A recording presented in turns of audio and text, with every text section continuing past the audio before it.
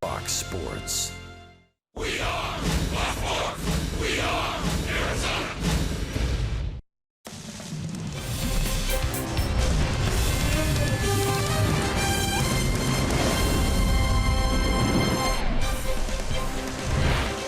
It's the end of the road for the D-backs. We've been gone nearly 2 weeks. Stops in Los Angeles, Pittsburgh, and here in Miami. And a highly productive trip it's been. A chance to close it out with another series win. It's Breakfast with the D-backs on Fox Sports Arizona. Good morning from Marlins Park, and welcome to the broadcast. Steve Berthiaume, Bob Brenly along the way. The series and road trip finale. And it's been a long road trip. 3 cities, 2 oceans, and 3 rivers. But, Bob, it's hard to argue with a 7-2 result so far. Boy, they've done an outstanding job on this long road trip. The numbers very similar to what the Diamondbacks did in the month of April. They've been pitching extremely well, coming up with timely hits. That adds up to almost 5 runs per game on this trip. They've scored first in all 9 games. They've scored in the first inning in 6 of the 9 games.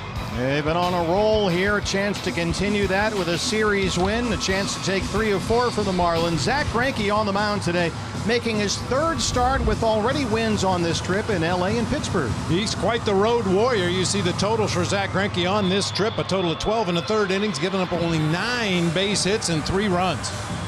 8-2 on a 10-game trip sounds pretty good. First pitch is coming up from Miami on Fox Sports Arizona. D-backs baseball on Fox Sports Arizona is brought to you by CenturyLink, connecting you to the power of the digital world. And by your Valley Honda dealers, where you'll get more standard features for less money.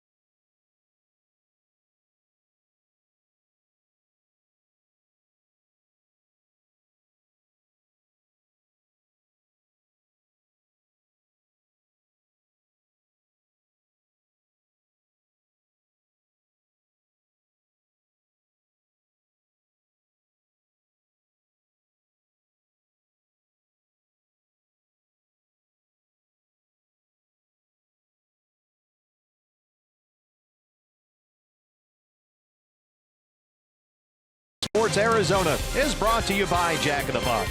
This season, D-backs home runs score free Jumbo Jacks only at Jack in the Box. And by Gila River Hotels and Casinos. The card by Gila River Casinos earns you rewards 10 times faster than ever before. Sign up for the card today. D-backs 12 games over 500. A win today would get them to 13 over. That would match a season high. Zach Greinke gets the baseball from Miami next on Fox Sports Arizona.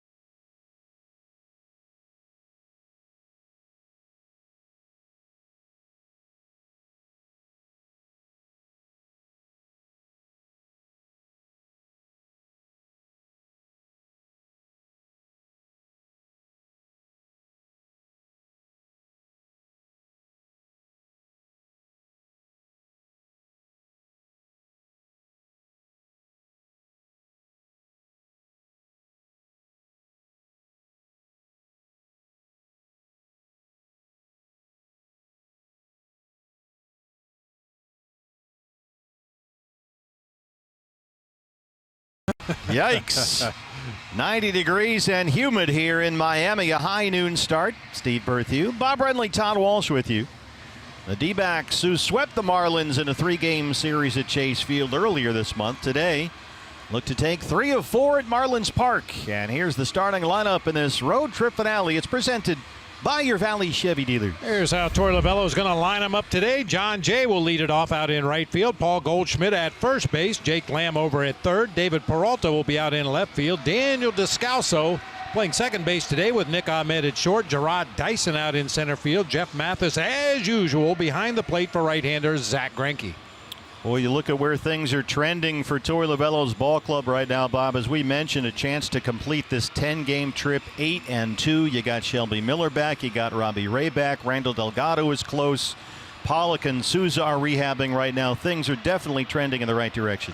Boy, whether the Diamondbacks make a move at the trade deadline or not, the addition of all those injured players is going to feel like a blockbuster trade, especially after Robbie Ray's performance last night. He was outstanding. And Greinke closes it out today. D-backs have won 5 of 6 against the Marlins this year. So pray tell, what is your Valley Honda dealer's key to the game? Yeah, you mentioned it a moment ago. Lucky 13. Diamondbacks looking to go 13 games over 500 with a victory here in the road trip finale.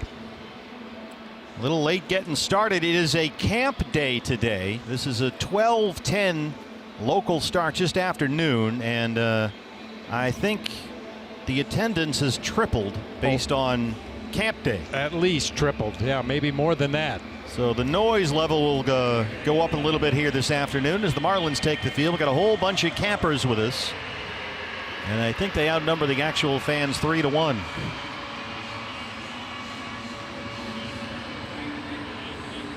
Your Ram truck starter for Miami today, the rookie right-hander Trevor Richards. Only 9 career major league appearances, all starts all this year. This is an interesting story. He's 25 years old. He was undrafted out of college. The Marlins signed him only 2 years ago, and they found him pitching an independent ball. And the Diamondbacks fans should give this guy a round of applause. He's got 2 wins this year against San Francisco and Colorado. He also had a start against the Dodgers where he went 4 2/3, did not allow a run, gave up 1 hit and punched out 10. So hopefully he just beats on the rest of the National League West and not the Diamondbacks. He's a 3-pitch guy. Fastball about 91. By all accounts, the changeup is very, very good. That's his big pitch. Let's take a look at the Marlins defense. A look around the diamond is brought to you by E.D. Marshall Jewelers. J.B. Shuck out in center field this afternoon. Derek Dietrich will be in left. Brian Anderson over in right field. It'll be Miguel Rojas at third base. J.T. Riddle at short. Starlin Castro at second base. Big old Justin Bohr down there at first base with Brian Holliday once again doing the catching for right-hander Trevor Richards. Well, we're all in the jackpot here today. The crew chief Tom Hallion calling the balls and strikes behind the plate. Adam Homari at first base. Phil Cuzzy is the second base umpire. Dan Bellino down there at third. You know, you mentioned Richards' best out pitch is that straight changeup, which could explain why lefties are only hitting .213 against him. Righties hitting over 300. Yeah, it's interesting where they found him. There's Tony Perez-Chica, Freddie Gonzalez. And we're set to go. John Jay will lead it off. D-backs trying to take 3 of 4 here at Marlins Park before it's back home finally after this one. Jay at .298 with 2 home runs.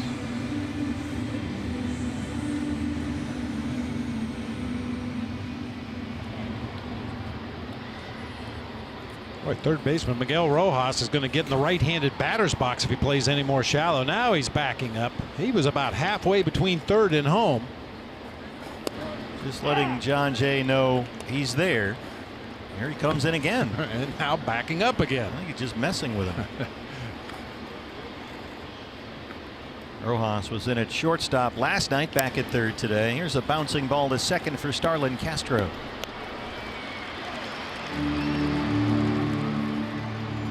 Not a lot of activity on the field today. Some of the Diamondbacks infielders came out, took a few ground balls. Most of the work was done inside in the cages. So most of the work was done guys drinking coffee. Yeah, that too. This is an early one for all of us West Coast folks. Goldie 261, 17 home runs.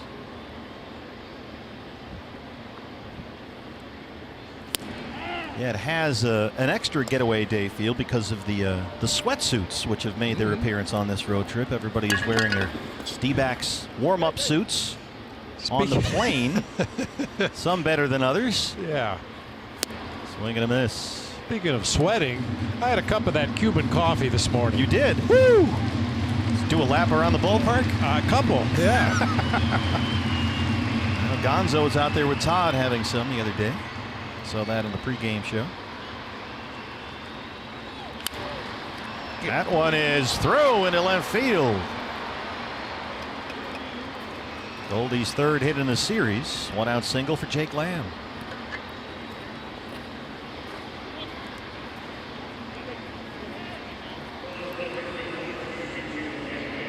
Yeah, Diamondbacks offensively always have a game plan against that opposing starting pitcher, and it appears that looking at the numbers that they'll be very aggressive against Trevor Richards early in the count. First, second, third pitch of an at-bat. Throws that fastball, as you mentioned, 90, 91 tops. Very hittable heater if he leaves it in the strike zone. And they're all up there ready and looking for that changeup.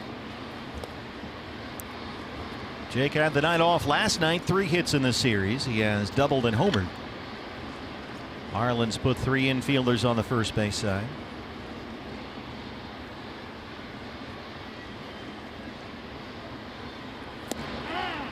Fastball down and away. Missed the corner, but got the call. It's 1-1. Yeah, back to the sweatsuits for just a moment. I know you saw Mike Fetters. He altered his slightly. His pants wouldn't fit. So he just cut them off right at the knee. It's funny. So everybody wore their sweatsuits to the ballpark this morning. That one is lined into center. Well struck by Lamb. A couple of 1-out singles ahead of David Peralta. Boy, this road trip, you've seen Jake Lamb from the start until now really come leaps and bounds at the plate. His timing is much better. He's getting that front foot down and starting to barrel the ball with regularity. Another chance to score first inning runs. That's been a recurring theme lately. Peralta, the cleanup man today. 281 batting average, 15 home runs.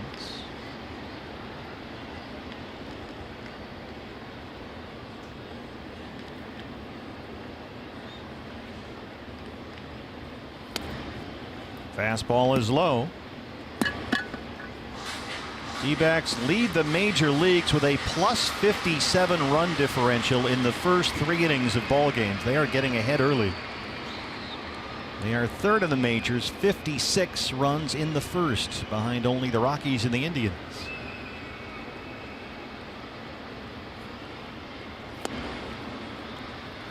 Recognize that changeup laid off, and it's 2-0.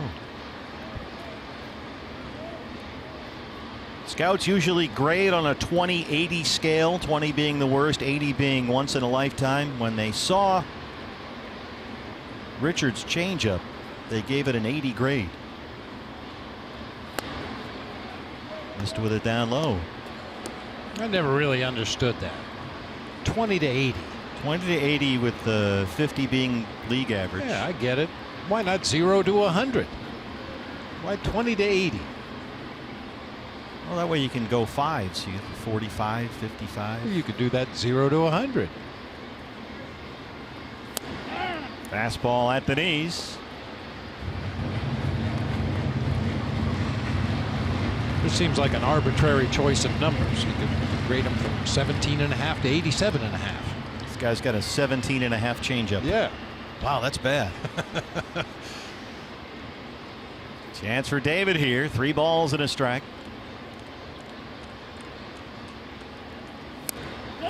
I should point out that's not a new metric. That's the way it's always been ever since I signed to play professional baseball. 20 to 80 was the grading scale. And this guy's changeup, when they saw him, was off the charts. Chance for a big crooked number right away. Descalso hit at second base today. 263, 9 home runs. His pinch hit home run last night is only hit in the series. This one just over the right field wall.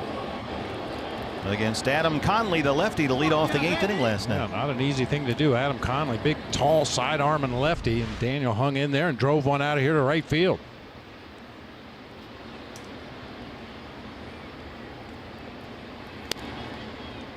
This is upstairs, 1-0. I mentioned in the open, 6 of the 9 games so far on this road trip, the Diamondbacks have scored in the first inning. Keep it going.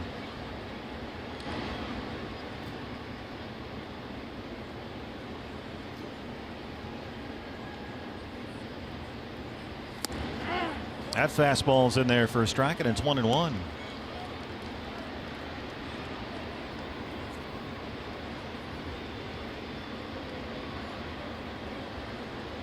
Trevor Richards, rookie right-hander, in big trouble. Bases full, 1 out in the first.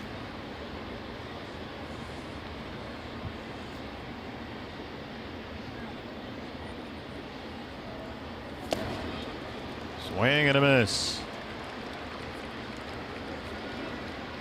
A changeup not only off speed, about 8 to 10 miles per hour off his fastball, but also has tremendous downward movement as it gets into the hitting zone. He gets a lot of swings and misses with that changeup. The curveball is kind of a 12-6-ish curveball. And the fastball in there about 91.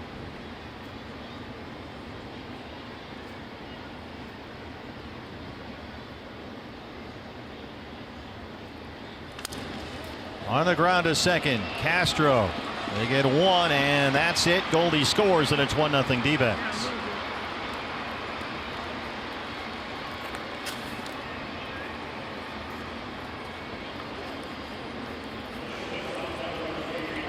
Talk about it all the time. Always tough to turn that double play from the right side of this field, especially if you get that second baseman moving to his left to field the ball. Then he's got to stop his momentum, wheel back around, throw to second, and in that time, Daniel Descalso able to leg it out for an RBI fielder's choice.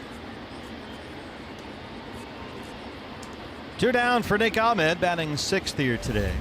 213, 10 homers. Nick singled in last night's game, his only hit in the series.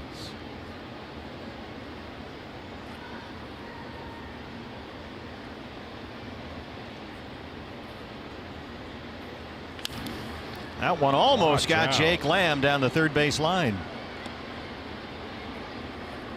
He's like, it's a little early for that, don't you think?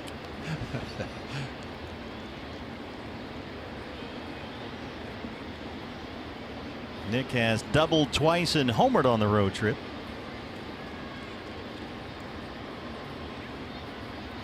Chance to pad the early lead for Zach Greinke.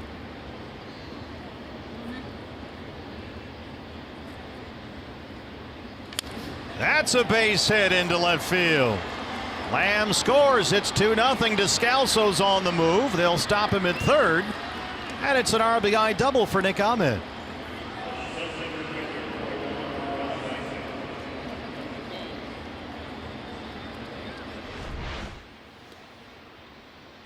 Right, left a pitch over the inside part of the plate for Nick Ahmed. He rips it down into that left field corner. That's a pretty nice play by Derek Dietrich. Otherwise, Daniel Descalso probably comes all the way around and scores from first base on that ball down in the left field corner. But as it is, Nick picks up his 15th double of the season and another RBI.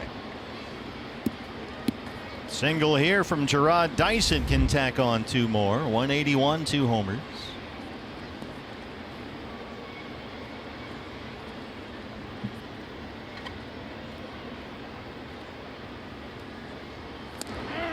Fastball's a strike, 0-1. Dyson singled and scored in the opener here Monday, 1 for 8 in the series. He had the night off last night.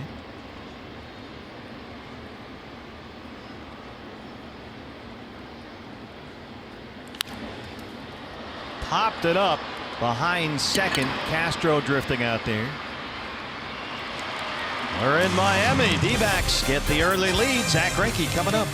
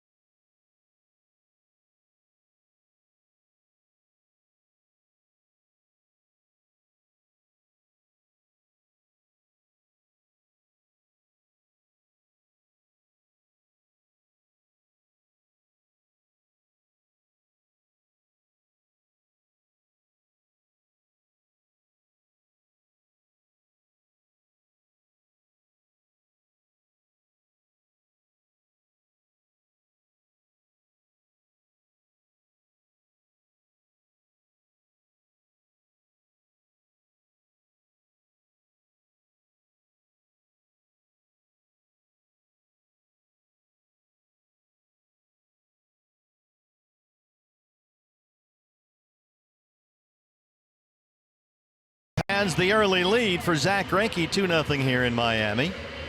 And Zach is your Ram truck starter for the D-backs. 7-5, a 3.66 ERA. He has won 4 of his 5 starts in June. He's already won twice on this road trip. Wins over the Angels and the Pirates. Boy, that start against the Pirates, one of his best of the season. Went 6 strong innings in that game. Gave up only 2 hits in shutting out the Pirates. Punched out 7. Didn't walk a batter. Derek Dietrich, the left fielder, leads it off for the Marlins. Those 4 guys in the yellow shirts aren't in their spots behind home plate today. A little early for them, I guess. Probably washing their shirts. They had them on for the first 3 games. It's laundry day. They're at the laundromat, yeah. Dietrich, 298, 11 homers. 3 hits in the series, all singles. He has struck out 7 times in the series. Oh, that one got him on the elbow guard.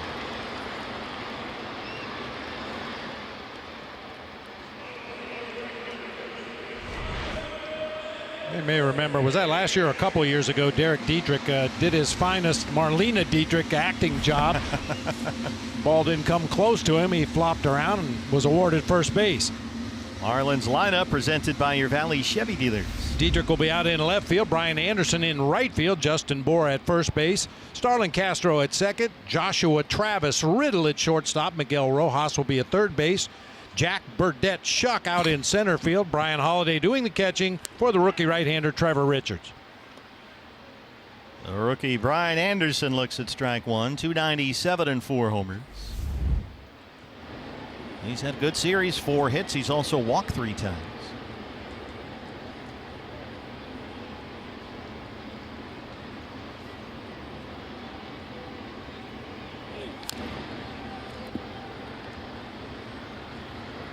Zach quickly ahead 0-2. I was just going to say, you get the feeling that this Brian Anderson, it reminds me a little bit of Brandon Drury in his approach to the game. He wants to get a base hit every at bat. If he doesn't, he feels like he's failed. They say he's one of the hardest workers on the team, really tough on himself, but a really good-looking athlete. Yeah, he is leading the Marlins in hits as a rookie. He can play third base. He can play the outfield.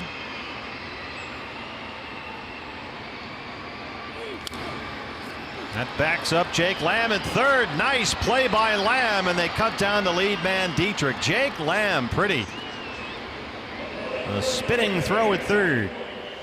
Nice job to get that lead runner. Keep the double play in order. Keep a Marlins runner out of scoring position. Jake has to go to the backhand side. Got a big second hop that time, but able to shovel it over to Daniel Descalso in time to get the lead runner. And a nice stretch over there by Double D. Making like a first baseman, knowing he's only going to get 1 out on that play. Well, here's the Marlins first baseman, Justin Bohr.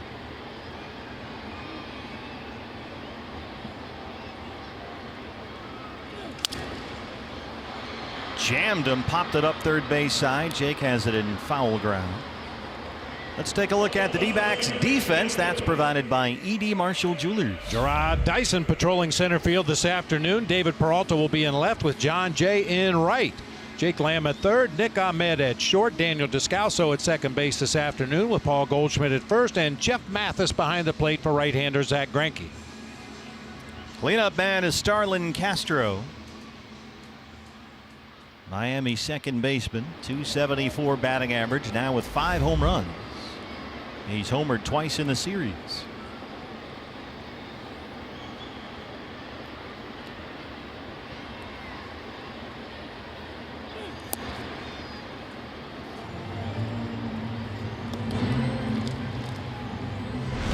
Starlin Castro last night got a middle of the plate fastball from Brad Boxberger in a hitter's count. And started that bat a little early and hit one over the Clevelander out there.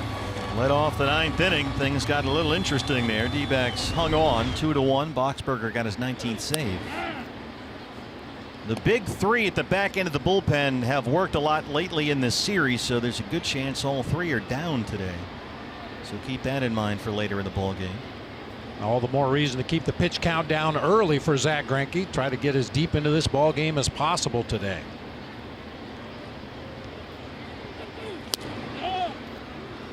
Missed away with a fastball.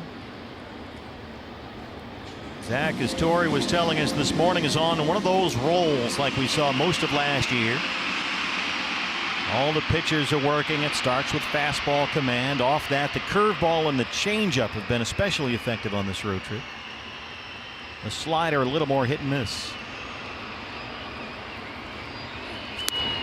Here's the big slow curveball, and it's 2-2. That was the pitch that was so effective in Pittsburgh. Yeah, we saw a lot of those slow curves in his start at PNC. And not only starting sequences, but ending sequences with that slow curveball. Yeah, he even said after the game, maybe I threw it a little too much. It was working so well. We'll find out today, I guess.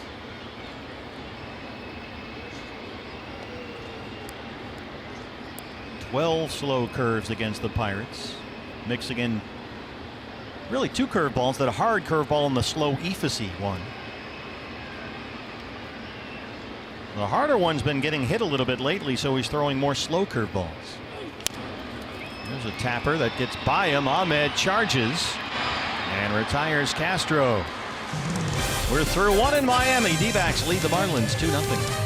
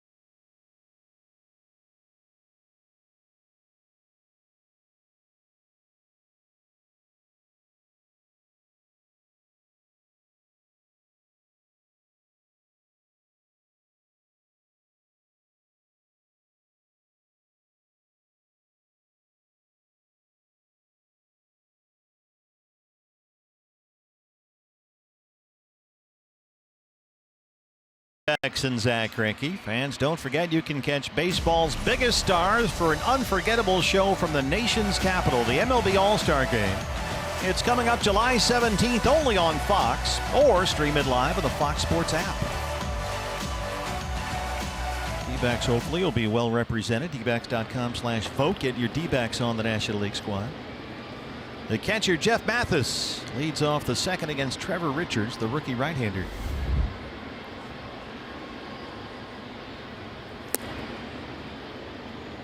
Jeff has hit safely in 3 of his last 4 games. He doubled home 2 runs in Monday's series opener here.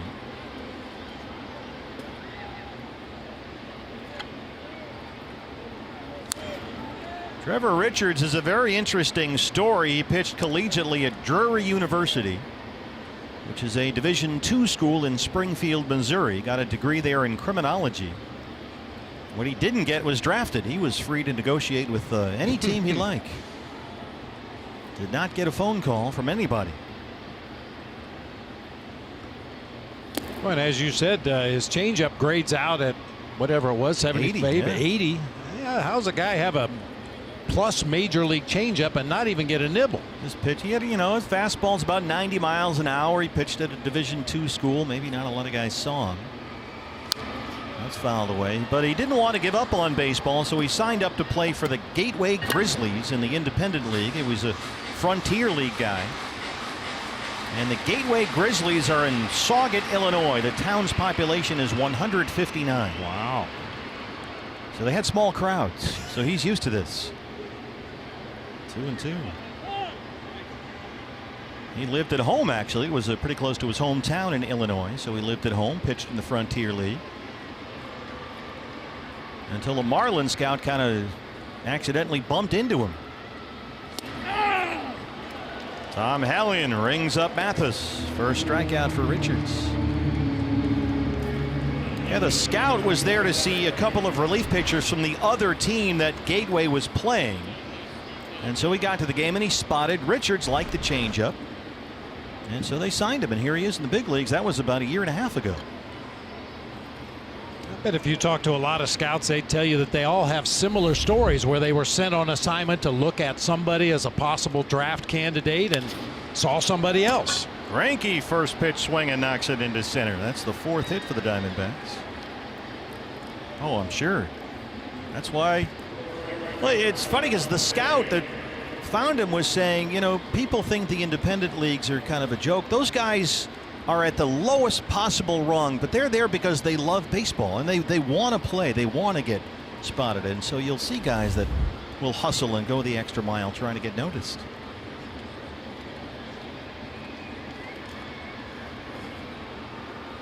That was certainly the case with David Peralta.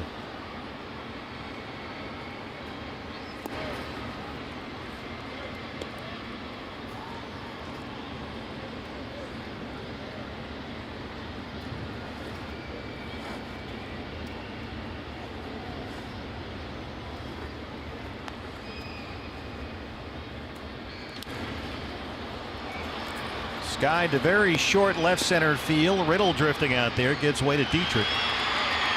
2 down in the second. Richards has shown some real promise for the Marlins. He had an impressive spring. Gave up only 1 earned run in 12 innings. In just his 3rd ever start in April, he kept the Pirates to 2 hits and 7 scoreless. And then 2 starts after that, struck out 10 Dodgers in less than 5 innings in LA. So he's accomplished a few things along the way here. Goldie singled and scored his first time up. And throughout his minor league career, he averaged 5 strikeouts for every walk he issued. Very short minor league career, just a couple of seasons. Yeah, you got fast tracked.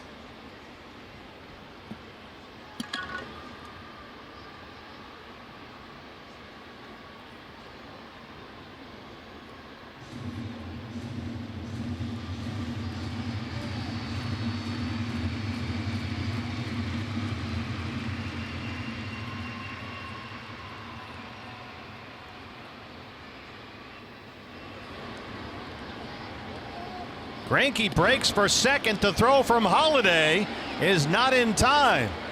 And Zach Greinke has a stolen base that snaps Holiday's streak of 9 consecutive base runners caught by the Marlins catcher. Lovely. Larceny in his heart right there. He was leaning, taking a crossover step before Richards even delivered the ball to home plate. It's one of those Dave McKay jumps. Second steal this year. Last time Zach went in head first. At least we didn't see that. Thank you. Yeah, 2-0 on Goldie.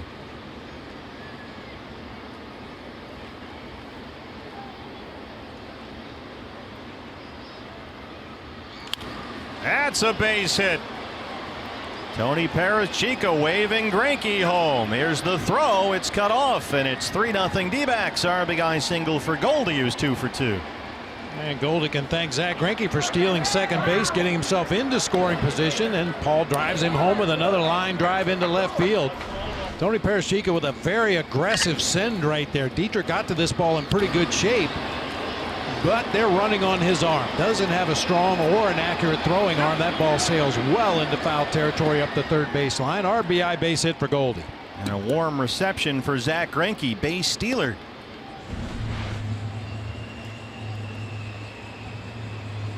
Funny, pitching coach Juan Nieves is out to the mound now to talk with his rookie right-hander. D-backs had one bus from the hotel today. Almost all the players were on it, as were we. And it left the hotel at about 9 in the morning.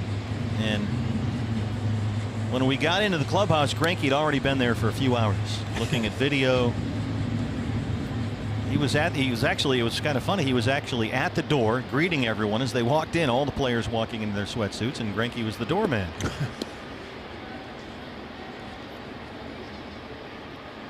Like, where you guys been? I've been here for a while. Here's Jake Lamb. This is Carlton, your doorman. That's fouled away. Jake singled and scored his first time up. You said it, Bob, about Lamb on this road trip. The outs have been loud. The contact has been more consistent, a lot more solid. He sits safely now in 7 straight games and 8 of his last 9.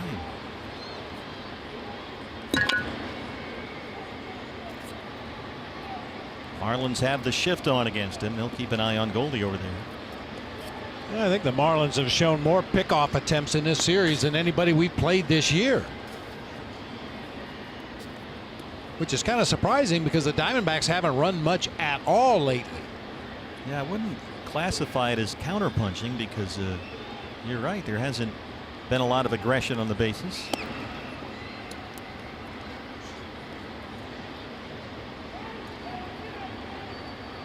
We're talking about how good that changeup was. I think they're really ready for it. We haven't seen more than a couple of big swings and misses at that changeup yet. For the most part, they're laying off. And as soon as I say that. Yeah, but that's a good changeup to swing at. A little bit up, out over the plate. Jake just got out in front of that one a little bit as the Marlins will now adjust their defense with 2 strikes on Jake Lamb. Riddle slides over to the shortstop spot. Rojas, the third baseman, moves over to second. 1 and 2 on Jake.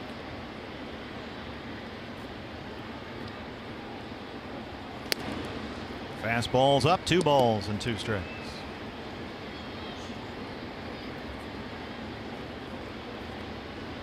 Peralta hoping to get a chance.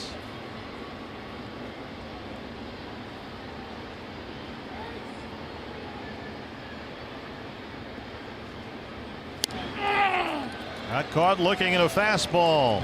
D-backs add another run. They lead it 3-0.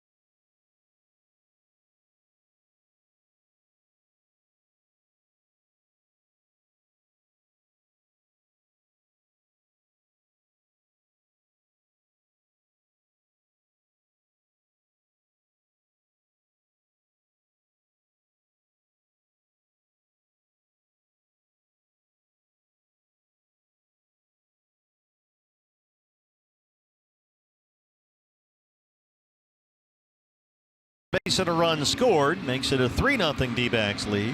Fans celebrate Independence Day with family and friends, along with all of us at Chase Field, coming up on Wednesday, July 4th. The D-backs and Cardinals, a 7 o'clock start. After the ball game, we open up the roof for the biggest and best fireworks spectacular in town. Presented by Gila River Hotels and Casinos. Visit dbacks.com, and we'll see you at the ballpark July 4th. J.T. Riddle, the shortstop, leads off the Miami second.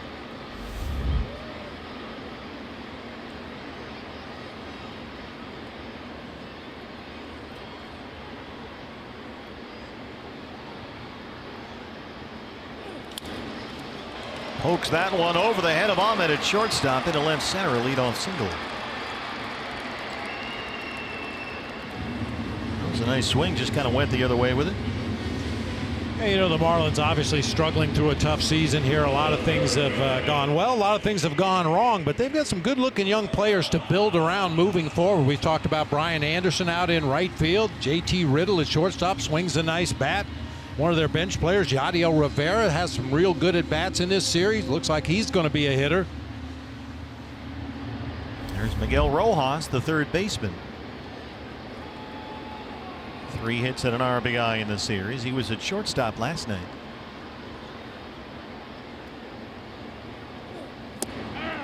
Well, it's one of the things that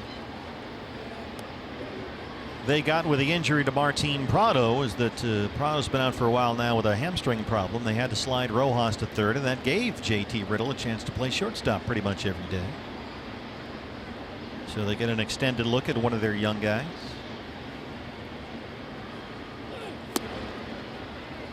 Riddle was a 13th rounder out of the University of Kentucky 5 years ago.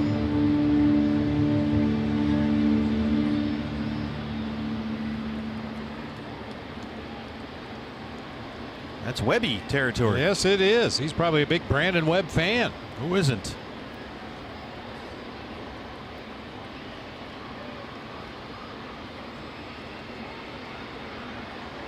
Webby was probably up early, getting ready to watch the game, doing some work in the garden. Probably watching the soccer too before our game. On the phone.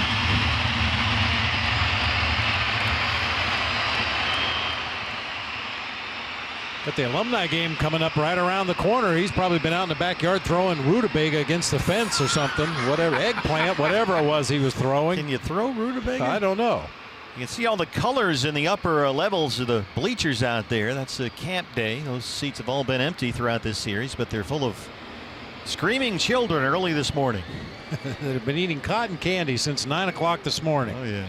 Large groups of them. Good to have the youngsters in the ballpark. Just constant movement. It's like an anthill.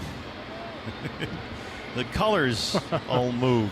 There's a group of orange and yellow and green. 1-1. Fastball's in, 2 balls at a strike.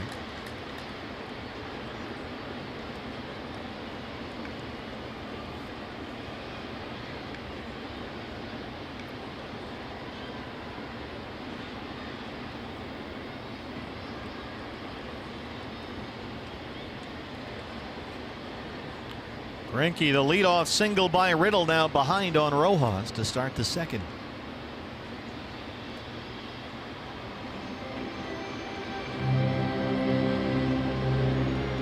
Zach beat these Marlins June 2nd back at Chase Field. He pitched really well.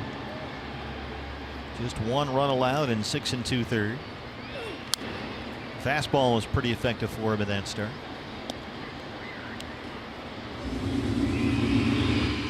His numbers from that start against the Marlins at Chase Field, 109 pitches. That's still his season high.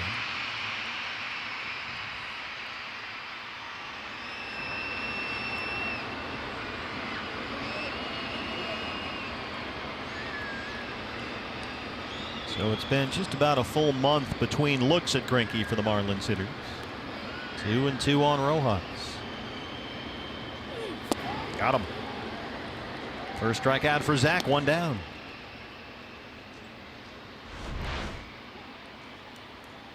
Oh, good hard change up down below the bottom of the strike zone. Got to protect the plate. Looks like it might catch the bottom of the zone, but that last bit of movement drops it down near the dirt.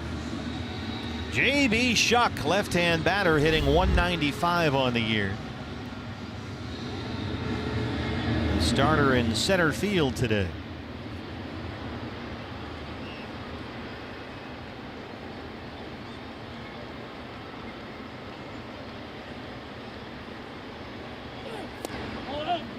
Fastball misses off the plate, 1-0. J.B. Shuck 0 for 2 with a walk, couple of strikeouts in the series, all as a pinch hitter.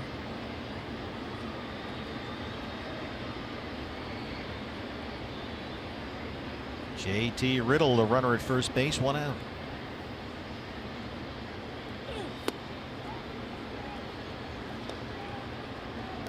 I think we might be at that point early in the ball game where Zach is trying to assess what is working on this particular day and what is not working. 20 pitches, 13 strikes. And that will change what he throws the remainder of the ball game, because if he feels that changeup is his best off-speed pitch on a given day, you'll see a lot of those. We mentioned last time out against the Pirates, he was really feeling that slow curveball. Other days it's the hard slider. Some days it's just fastball command, but he's always probing and trying to find out what's working best on a given day.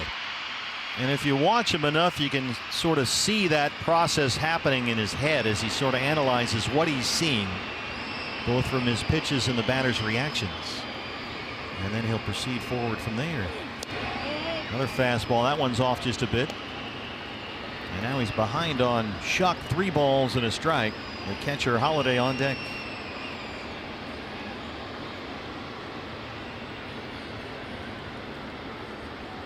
Perry Hill coaching at first for the Marlins.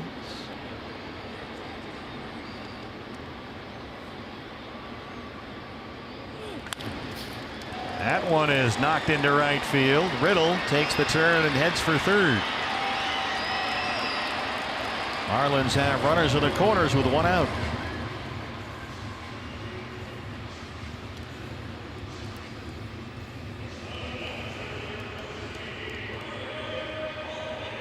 Here's the catcher, Holiday. A 163 hitter with 1 home run. He has started all 4 games behind the plate in this series. First 3, no big deal, but coming back for this early day game start after catching the first 3 games of this series, it'd be a little physically taxing on Brian Holiday. Especially when you're not used to doing it. JT Realmuto has been their guy. Slowly hit to third. Lamb, they get 1 and they roll the double play. They had to be quick. That ball was not hit very hard. Nicely turned by Descalso. Don Mattingly wants to take a look at the out call at first. A runner right on top of Descalso as he attempts to make that turn right there. Just got rid of the ball before contact and very close over there at first. There it is. If the call gets overturned, it's a run for Miami.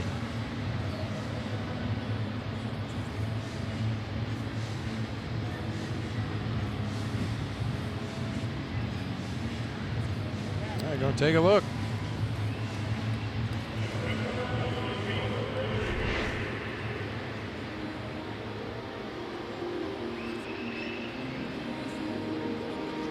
Wow. That's a spike length. Yeah. And once again, you see Holiday hits the front part of the bag, but not with his toe, with his heel. That may make the difference in that play.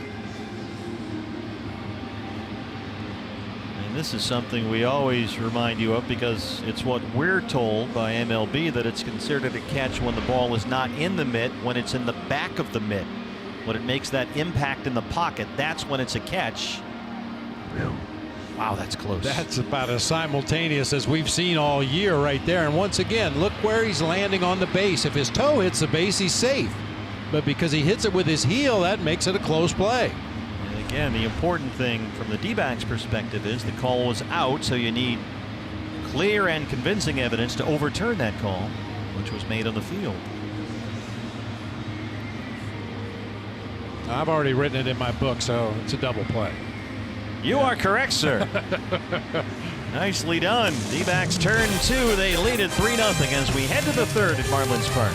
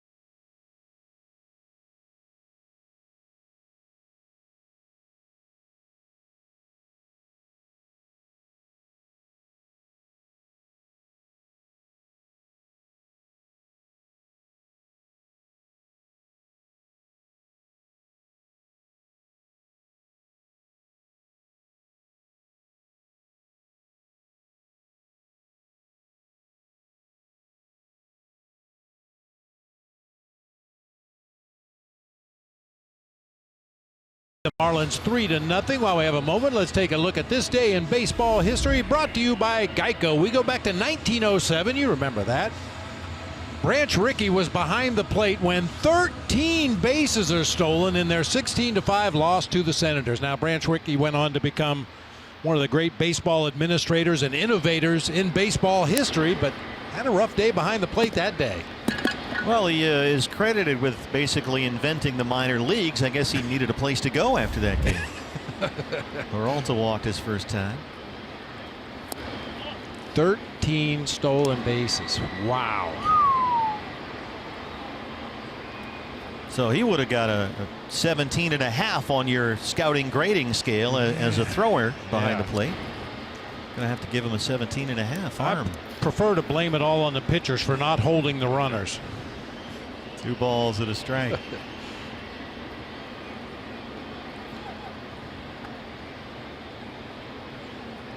course, when Branch Rickey had the farm systems really rolling in St. Louis, they'd have 2 and 3 teams at every level, you know, AA, AAA, whatever it was. And his system for finding talent, he always said, was quality through quantity.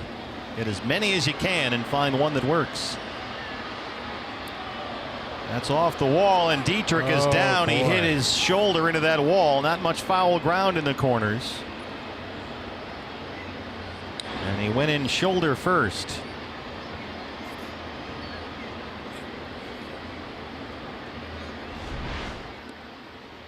This was out of our field of vision from up here in the booth. Ouch. He's up trying to walk it off. The Marlins trainer is out there. Here comes Don Mattingly as well.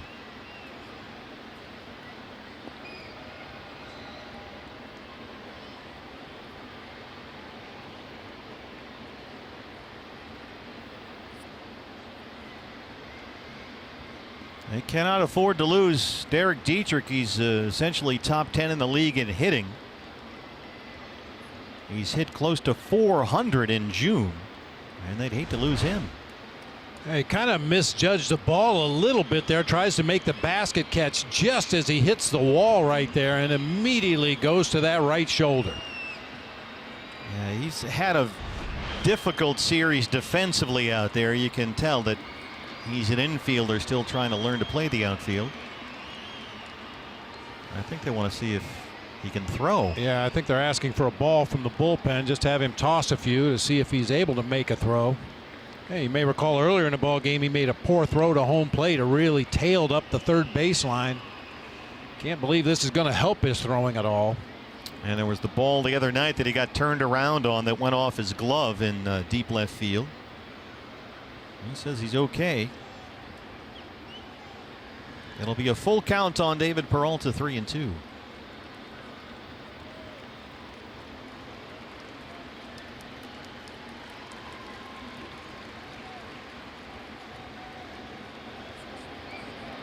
Well, I'm certainly not a trainer or a doctor, but the way he was going right at his shoulder joint tells me maybe he just jammed it, which is, under the circumstances, the best possible news the Marlins could get. He didn't go to his collarbone. And was able to move that shoulder, although in some pain. Full count on David.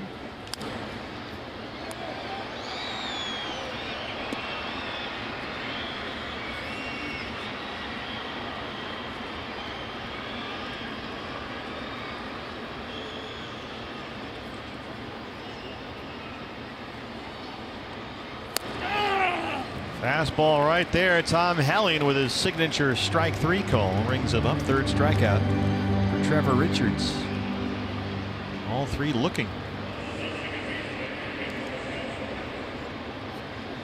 Here's Descalso.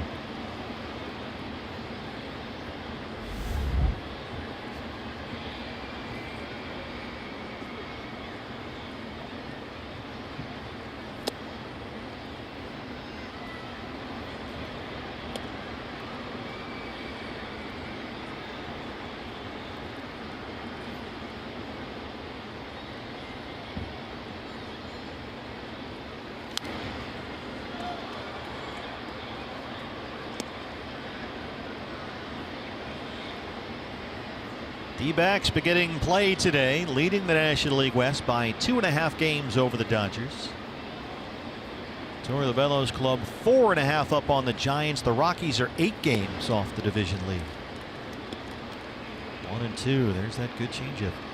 Well, a victory today over the Marlins. The Diamondbacks would be 12-12 against the National League East this year. 11-8 against the Central. 20-10 against the West, and an even 500 in Interleague. 4-4. They would have a 500 or better record against every category.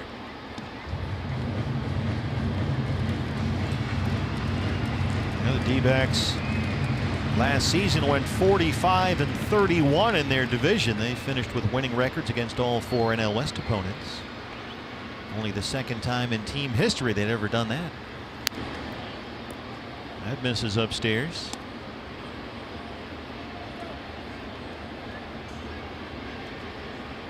Full count, 3-2.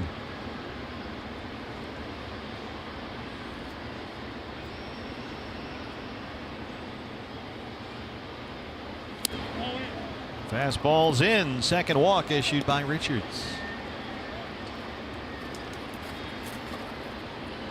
He's had traffic around him since the second batter of the ball game. Now a 1-out base runner for Nick Ahmed. Nick had an RBI double his first time up.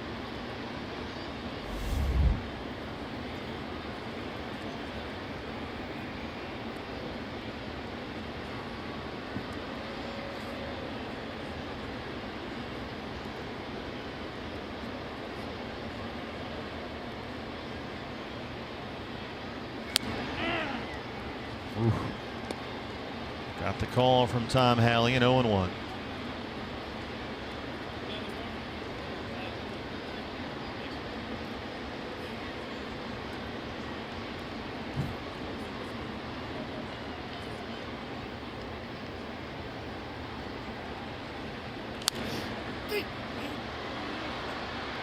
I mentioned in the open that the Diamondbacks look very similar to April on this road trip. Pitching has been really good. The defense has been outstanding. The offense hasn't exactly been knocking the cover off the ball, but they've been getting their hits at the right time. Nick Ahmed with that big double back in the first inning to drive home the second run of the game for the Diamondbacks. Yeah, Nick's hitting .216 on the year, but he's come up with some big hits, 33 RBI. It's not how many you get, it's when you get them. His RBI double in the first came with 2 outs.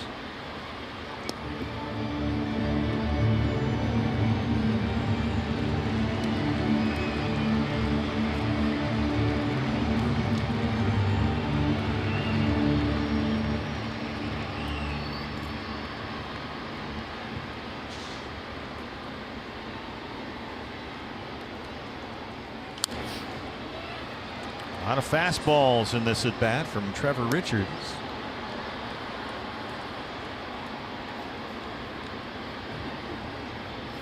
Richards was a non-roster invitee to spring training by the Marlins this year. He was quickly up in the big leagues for the first time in his life in April. Back down to the minors in May for a month. He was recalled earlier in June. Got his first big league wins this month. Beat the Giants here June 12th. They won his previous start last Saturday at Colorado.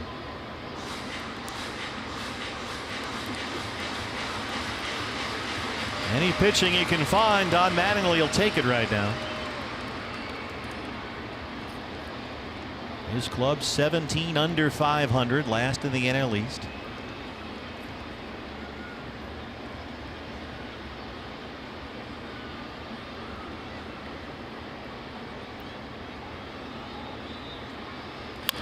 Ahmed reaches down and rolls it to shortstop. Riddle starts the double play, but Ahmed beats it out. They get the force on Descalso at second, 2 outs.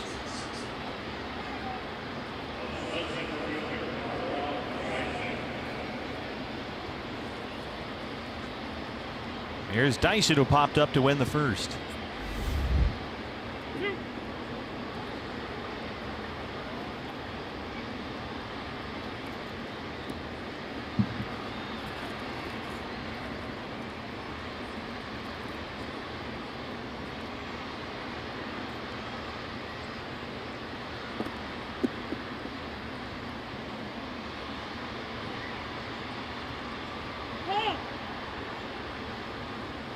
The Marlins are reaching down for tomorrow's starter, Sandy Alcantara. I think that's how you pronounce it. One of their top prospects. They got him in the Marcell Ozuna trade from the St. Louis Cardinals. 22-year-old taking the ball tomorrow for the Marlins.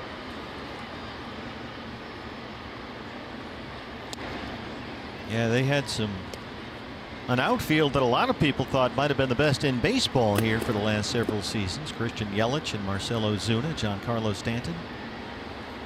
All three guys moved along over the wintertime as Derek Jeter's new ownership group started to move some payroll and start over.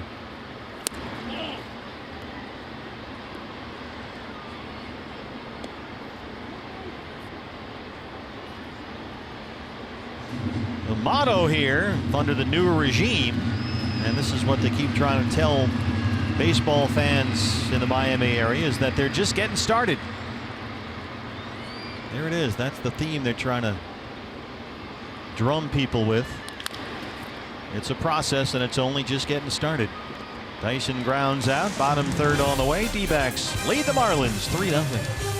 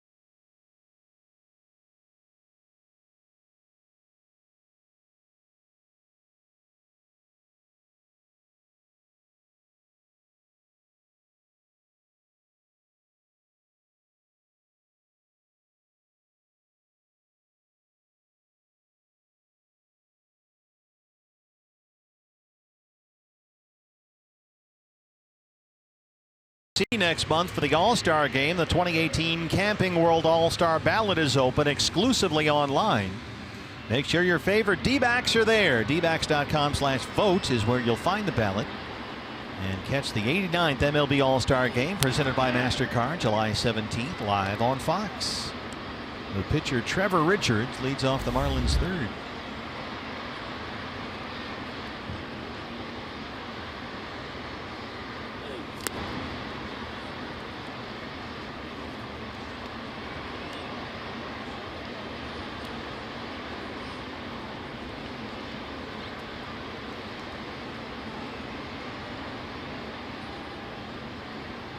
I had never heard of Drury University, which is where Richards played his college ball as he strikes out. Turns out it's in Springfield, Missouri. A couple of decent names came out of there. Roy Smalley and Bill Verdon. No kidding. Yeah, had played at Drury University, Division II school, or whatever it is now. I forget how they classify that stuff. FBS, FPC. It's too hard to keep track of. Hey, you were talking about Branch Rickey earlier in the minor league system, and back in the day they had A, B, C, D. Now it's all A, single A, double A, triple A. But back in the day it was A, B, C, D. I don't know how far down the alphabet they went, but the higher the letter in the alphabet, the lower level ball it was.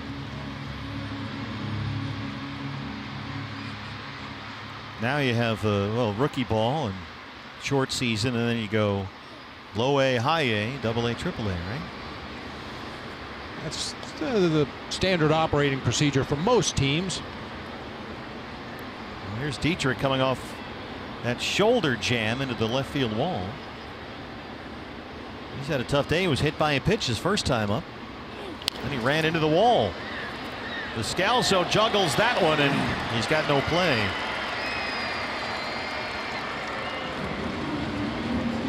A little tricky for Daniel to get to that one. He gets over there in pretty good shape. He goes to the forehand. It hits off the thumb of the glove, up off his chest, off his throwing hand. But by the time he's able to recover, Dietrich is safely on at first base. That'll be an error on Daniel at second base. It looked like he got caught in between whether to backhand that ball or sweep around and have it fingers down. He's kind of got caught in between that time. Brian Anderson. Greinke's thrown 31 pitches now, 22 for strikes. Did you see his reaction after that pitch? No. He rolled the slider up there on the inner third of the plate, not where he wanted it. The batter swings and misses, Brian Anderson, but Greinke was shaking his head like he was upset with himself. You know, his slider command just really hasn't been there this year. I think that's why we see so many curveballs and changeups. It's not as sharp as it was last season when it was just a wipeout pitch for him. Jay running near the line. Look out. Not much room over there. Oh, got it. He got it. Dietrich tags up and heads to second. We'll check on John Jay. Hopefully he's okay.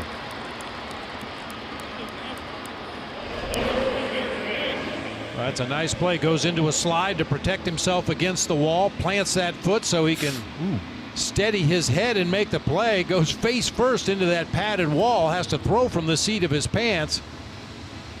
Boy, that's a nice play. Great nice shot play. by our crew here. Yeah, that's a really difficult play. And a smart base running play by Dietrich at first base. Anytime you see a defender go into foul territory, go back and tag up. Just in case something like that happens. John Jay makes a nice sliding catch, but he's not in a position to make a throw back to the infield. There's the slow curve for a strike just below the knees on Justin Bour. Popped up his first time.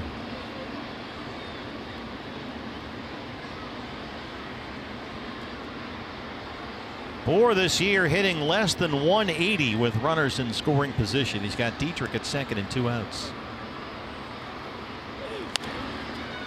There's a little flare that will land in no man's land. Oh my goodness. There was absolutely nothing the D-backs could do, and you can see the guilty smile on Justin Bour's face. That's a guy that will hit 450-foot homers from time to time. That was a little under that. Grown man hit that ball. Checks up out there in the infield. Well, that's 2 at-bats where Justin Bour has been jammed mightily and hit little floaters. The first one to Jake Lamb at third base. That one drops for a base hit. Are you kidding me? I think he's embarrassed. A chance for Castro. First and third, 2 outs. How do you think Zach Greinke's feeling about that right now?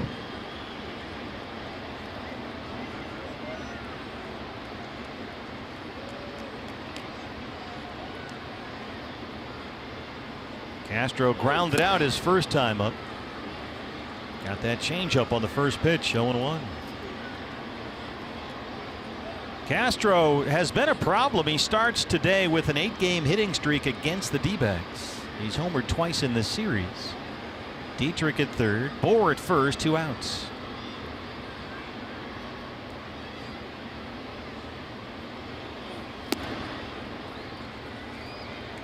Slow breaking ball, 1-1. Yeah, the book on Castro has always been you don't have to throw him a strike to get him out. But the problem is he's such a good bad ball hitter. He might hit a ball a foot over his head or pick it right off the dirt or off the outside corner of the plate. He's one of those guys, isn't he? Yeah, just good hand-eye coordination. Finds a way to get the bat on the baseball. Got the call from Tom Hallian on that fastball, and it's 1-2.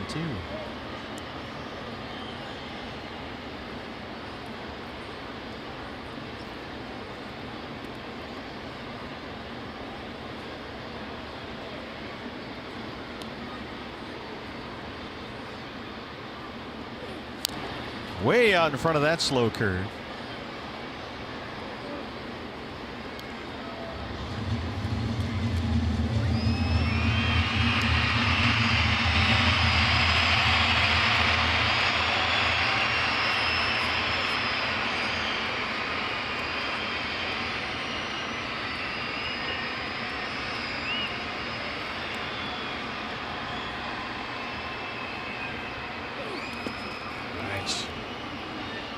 Saved a run right there.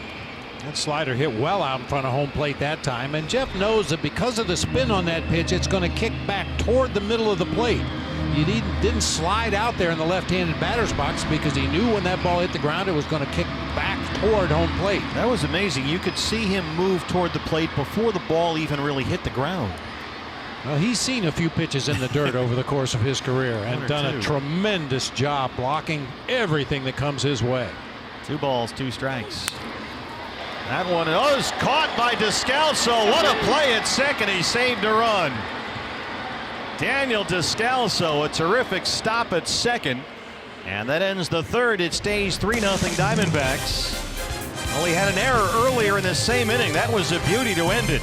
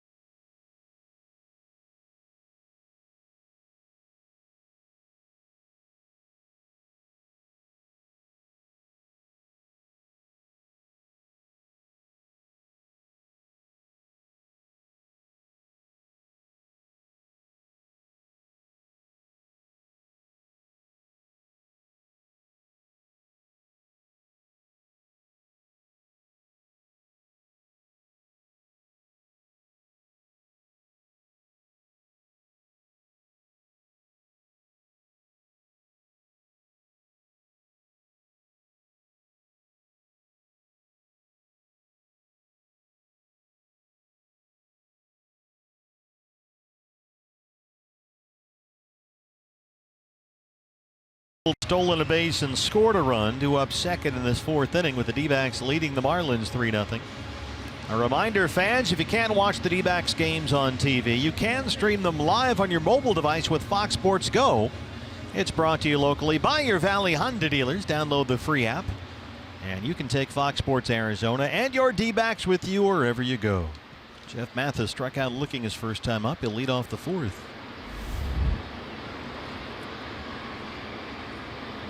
That was a very unusual defensive half inning. You had the error by Descalso, you had the bloop by Bohr, and then the beautiful play by Daniel to win the 3rd. That ball was hit hard off the bat of Castro. And not to mention John Jay's great catch out in the right field corner, sliding up against the wall. A little bit of everything there. Mathis has got a base hit. That's in the gap in left center. And he's going to dig for second base. This is going to be not close. Marlins got it back in there quickly, and Mathis is cut down, trying to stretch it into 2. Splits that ball out into the gap.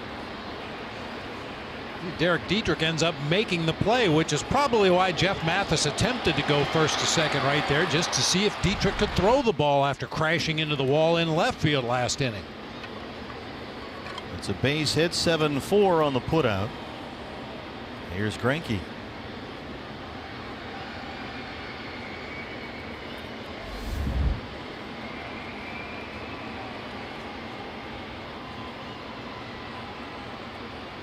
Zach had quite a turn around the bases with 1 out in the 2nd inning. He singled, got a tremendous jump and stole second, and then scored on a Goldie 2-out RBI knock. It was Greinke's 2nd stolen base this year. Can you name the last pitcher in the majors to have multiple stolen bases in a single season? Greg Maddux. Zach Greinke. Really? Oh, yeah, okay. 2013. He and Andrew Kashner both did it that year, so it's been 5 years. That's probably why he was at the ballpark so early today, looking at video of Trevor Richards' move to first base. You know what? Don't laugh. Yeah. He might have been. I'm not kidding. I believe you. I mean, he's a complete ball player. When he's on the mound, he's a pitcher. When he's at the plate, he's a hitter. When he's on the bases, he's a runner. And, you know, he's into every aspect of the game. He likes to get involved with the draft. We know that. He goes up and gets involved with the folks in the draft room as much as he can. He was walking to the ballpark in Pittsburgh the other day with Jared Porter, and he was just grilling JP about prospects. Have you seen this guy? Have you seen that guy? He's into it. 2 outs in the 4th. Hopefully years from now, when Zach decides he's had enough as a player, he might end up like Derek Jeter, owning a ball club or running a scouting department or maybe a general manager of a major league team. Yeah, he is really a fan of that talent evaluation process. So John Jay in no hurry to get up to the plate after Greinke flies out. That's a good leadoff man. Just take your time. No rush. Give Greinke a chance to get back in that dugout. Have a drink of water, towel off a little bit before going back out to the mound. Well, we've mentioned that John Jay is a Miami native. He's from Miami. He played his college ball at the U. But it's been a quiet homecoming for him. He is 0 for 15 in the series.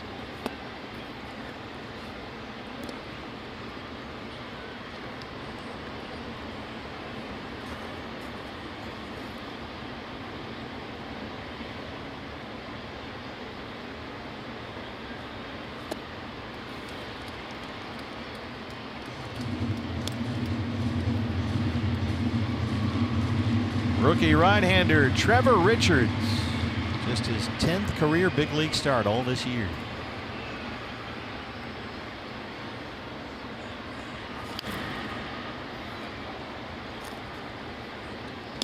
It has been a good road trip overall for John Jay. He's got 9 hits on the trip. He's scored 7 times.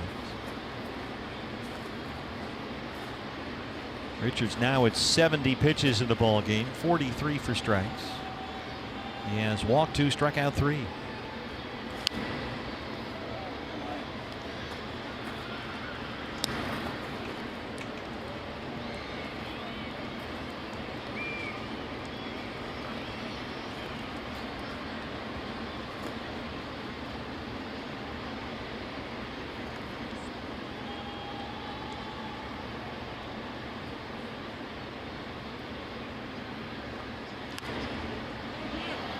Good job of wasting some of those 2-strike pitches. That was a pretty good changeup just off the outside corner there. A little too close to take for John Jay, so he just fouls it out of play on the third base side. Go back to work again on a 1-2 count.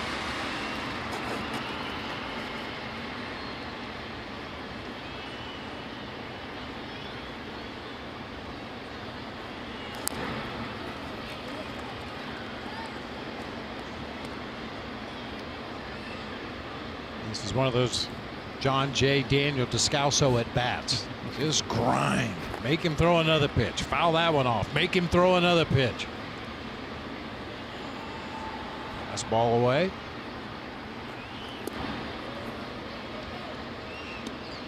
He's back even now. 2 balls and 2 strikes.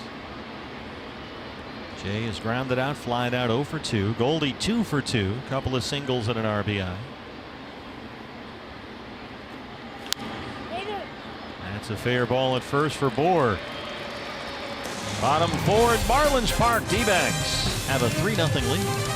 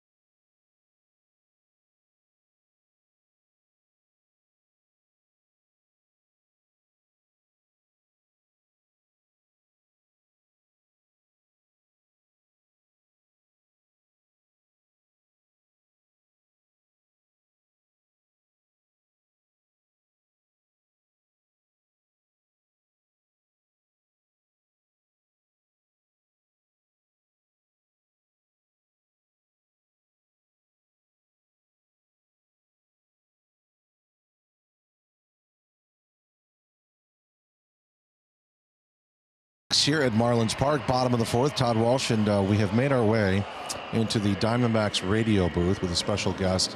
By the way, much to the chagrin of Mike Farron, Leo Gilmartin didn't have a problem, but is he filing this inning under protest that we've taken you, Luis Gonzalez, away? He's tough to deal with, but he's a keeper for us. Okay, a couple of things here, and I'll let you go back to work. First of all, thank you for the Cuban coffee at Versailles. My legs are still shaking. My heart's pounding out of my chest. When will this go away? Will I be okay? It's usually 48, 72 hours. That thing kind of lingers in your body. So Months. Yeah. Hey, listen. We talked about something on the pregame show. It was your triplet's birthday the other day. 20. I'm sure Diamondback fans can't even believe that. Ones that have been around. There's a foul ball. And I have something from Todd's garage. And you asked me the other day how I come upon things. Will you please explain this cigar that I have in my hand and how old this is? Well, this cigar is 20 years old because the kids turned 20 the other day, and this was something that I gave to a lot of my teammates, a lot of close people around the organization when I was with the Detroit Tigers. And growing up in Tampa, Florida, cigars are very popular there, and I had a buddy of mine at the cigar factory make the labels on here, and it says the Gonzalez triplets, Alyssa, Megan, and Jacob. So it's pretty cool that you still have that. You can authenticate this? Oh, this is the real deal? Absolutely. This is the real deal. Steve, this came from John Lowe, the great writer from the Detroit Free Press. This is how Todd's garage works. We tried to liquidate, and we just keep getting things. He said we would love these things. So I have two of them, and I'm going to hold on to them because you know what, Luis, I've been around a long time. Your kids were a part of the community back in the day, and you made sure of that, didn't you? Absolutely. I think one of the important things about being an athlete is to be a part of the community and show your support for a lot of different organizations. That's something that Christine and I and our kids have always taken pride at. And then I'm very proud of my son now. He's playing in the minor leagues, and he's trying to do the same thing out there where he's at. So what does this tell you about John Lowe and your relationship with him, that he held on to this thing for 20 years? He was a great man. You know, he was a reporter there with the Detroit Tigers, and I have a lot of respect for him. He's always been a great writer, and I wouldn't recommend you smoking this thing. This thing will disintegrate in your hand as soon as you light it up. So it's pretty out of date. Well, I'm going to hold on to this one for a while. This is has a special spot. Thanks for taking me to Little Havana. That was a joy. I'll never forget it. I enjoyed it. Thank you. Luis Gonzalez, Mike Farron. He's coming back. Okay, traffic and weather together. You're fine. Oh, all right. Luis Gonzalez, thank you. Hanging out in Little Havana, guys. Cuban coffee and a classic cigar story. Back to you. That is live from the radio booth. So John Lowe is cleaning out his garage too. Yes, he is. Don't get any ideas, man. JT Riddle tapped out, thrown out by Jeff Mathis, and now here's Miguel Rojas, the third baseman. Mike Farron having to press on the moral compass by himself there for a batter or two. Everything overseen, of course, by Leo Gilmartin.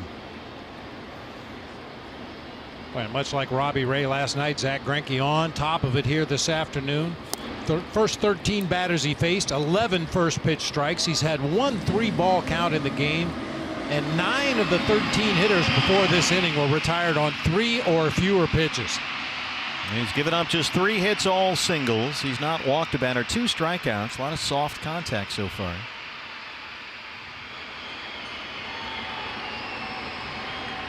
And the bullpen is tired today, to say the least, so pitch efficiency is paramount. As Zach looks for his 3rd win on this road trip. 3 wins in one 10-game span. That's pretty good.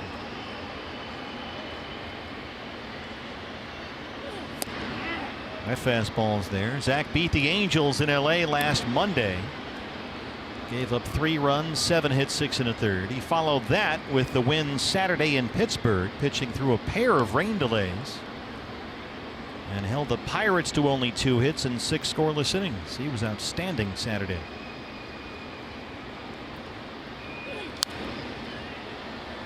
Rojas fights off a fastball.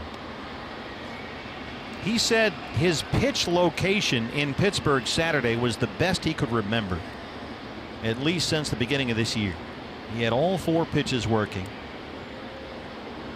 Threw a dozen of those slow eephus curveballs very effectively, but he said the location was the real key for him. He was putting it right where he wanted. And here today, 50 pitches, 35 strikes.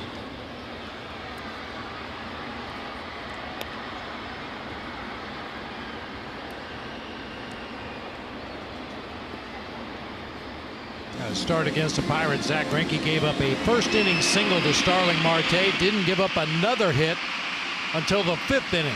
Another single, this time by Elias Diaz, the catcher in Pittsburgh. Just a lot of, like we've seen today, a lot of soft contact.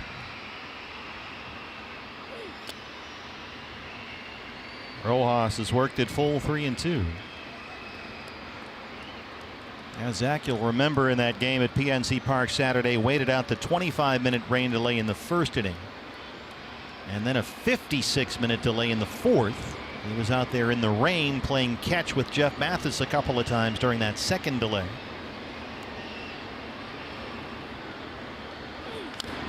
And he said, actually, the delays weren't really that big a deal. It was very humid that day. It wasn't hard for him to stay loose. And there was no noticeable drop off after either one of those delays, totaling almost an hour and a half.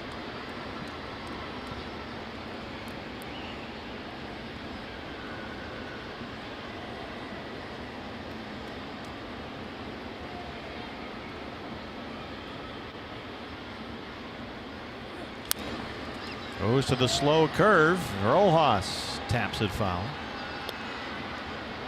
Oh, that was not a good play. If you're a fan here, you have to have very good lateral movement and a lot of range, because you're going to have some open spaces. You got to cover a lot of ground. Some D-backs fans with us today.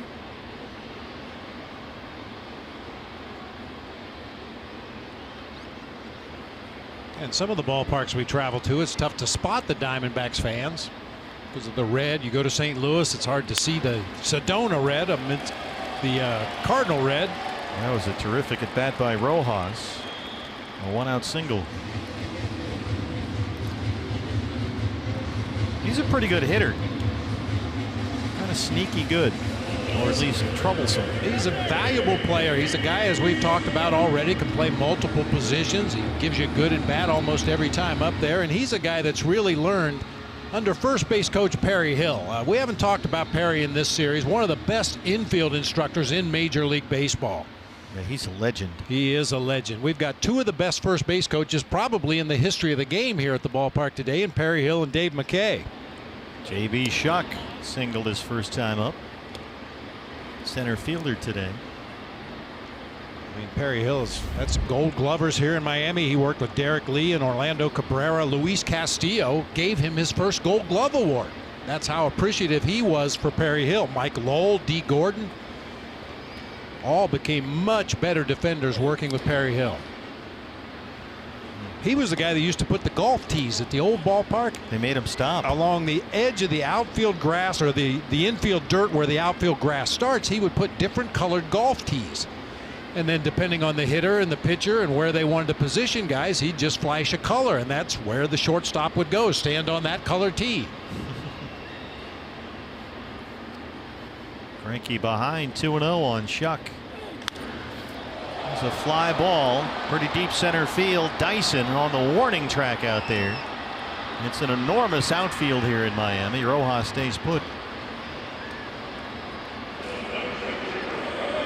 Got a reaction from the campers here. We mentioned Zach Greinke pitching to a lot of soft contact today. A high fly ball to deep center field really got the campers on their feet momentarily. I thought it was just DJ Vertigo who's in the hizzy here today. Brian Holiday hit into a double play.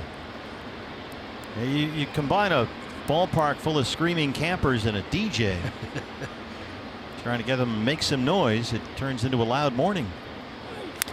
Broken bat foul.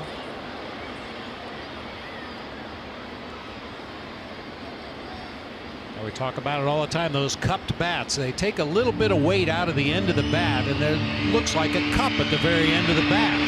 And if you're out in front of the pitch too far, you catch the back side of that cup and it just splits off the barrel of the bat. Good fastball right there. Yeah. You see that little piece of the barrel go flying.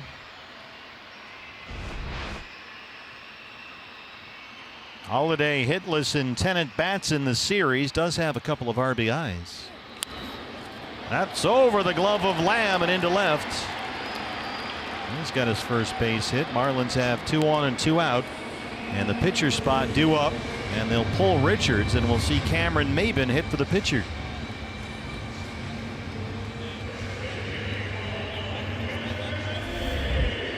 Maben .222 on the year. He singled and drove in 2 runs Monday in the series opener. So they hit for Richards. Nick Whitgren will start throwing in the Miami bullpen.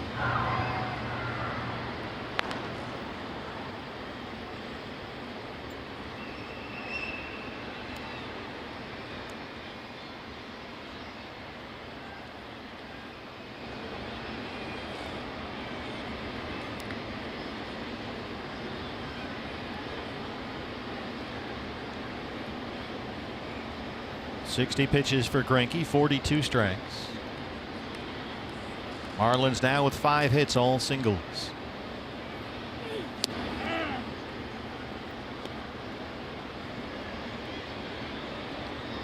Maben 3 for 18 as a pinch hitter this year. Signed with the Marlins just as training camps were opening up this spring. Won a World Series ring in Houston last season.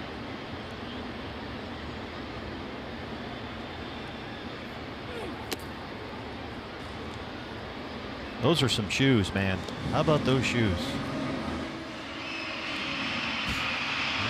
Team colors. Got them all over the elbow guard, the batting gloves, the shoes.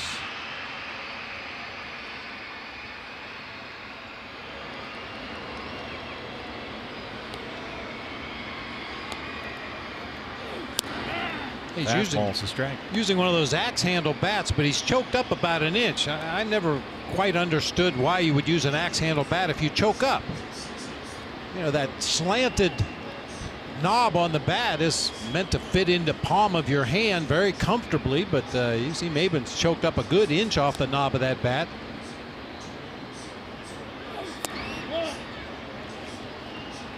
Fastball's low and it's 2-2. Maben wouldn't bite.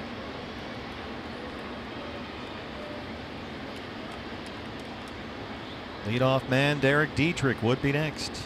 2 on and 2 outs.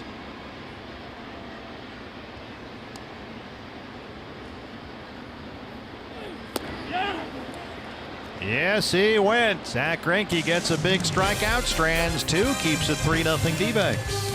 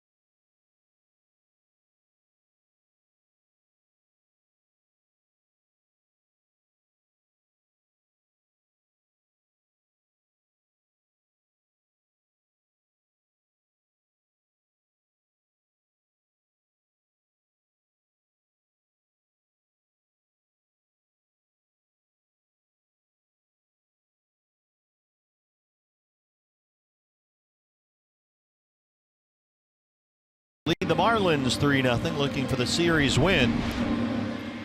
What's next brought to you by CenturyLink. We finally get to go home after this one. Yippee! Yeah, it's been almost 2 weeks. We have a long homestand that starts tomorrow night against the Giants. Patrick Corbett on the mound. Shelby Miller Saturday night at Chase Field, and Zach Godley on Sunday. After that, the Cardinals are in for 3, then the Padres for 4. A win here, and the D-backs will close out an 8-2 10-game 3-city road trip. Pretty impressive. New pitcher for the Marlins. He had a rough night Monday in the opener. It's the right-hander Nick Whitgren. Goldie, Lamb, Peralta 2, 3, and 4 here in the D-backs 5th. Goldie has singled twice. He's got an RBI, scored a run.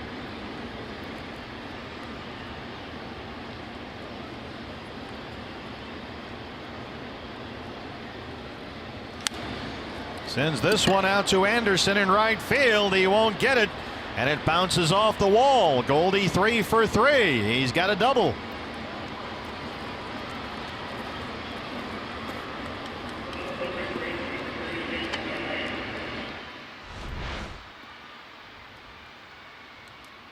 Oh, middle of the plate fastball. Whitgren lucky Goldie didn't hit that ball out of here, as it is a line drive that short hops the wall out there in front of the Diamondbacks bullpen. Anderson made a nice play on it to get it back in, but Goldie in with a slide with a double. Goldie has started 9 games on this trip. He had the one off day. And in his 9 games, he's got 10 hits. He's also walked 8 times. Here's Lamb, who has singled and scored. 1 for 2.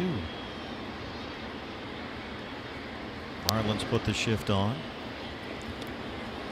Whitgren pitched the 9th inning in the series opener on Monday and really had a rough time. Marte tripled. Owings doubled the first 2 batters he faced. Mathis knocked in a run with a sac fly. D-backs got 2 against him in that 9th inning, but ended up losing 9-5. They won here Tuesday. They won here last night, and today looking to make it 3 in a row.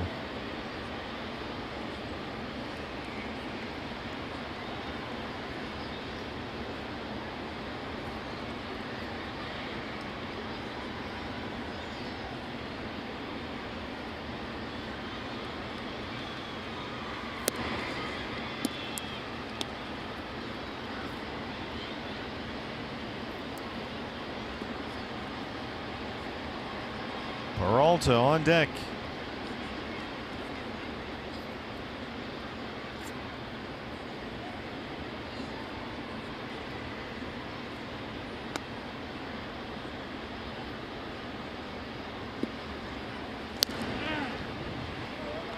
I was just thinking maybe on 3-0 he'll turn it loose, get something to hit. He Boy, looked at a pretty hittable fastball right there. on a tee right down the middle of the plate. Yeah. Well, he's got to do it again.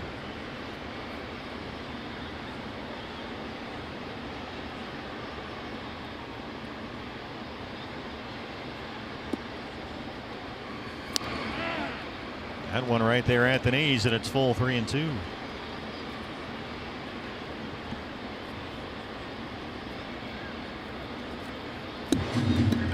Now, obviously, you'd like to see Jake get something, drive it in the gap, score Goldie from second base, but at worst, move him to third.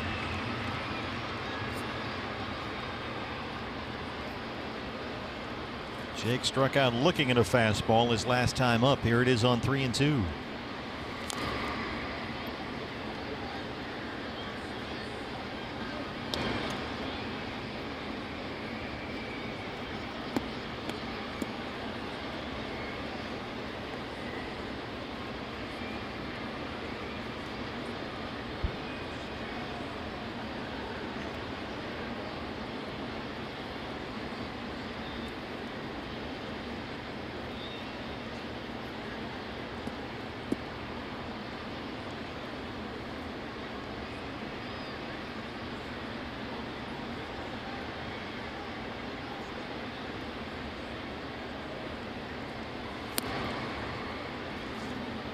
Base on balls, 2 on, nobody out to start the 5th. Anytime the D-backs score 5 runs or more, Taco Bell is giving away 3 free crunchy beef tacos with the purchase of a large drink between 4 and 6 the following day at participating locations. Okay, well, we've seen a Jumbo Jack promo for the home run. Just mentioned the 5 runs for Tacos. I think you're trying to tell us something. Wishful promos. Chance for Peralta, 2 on, nobody out. David has walked and struck out.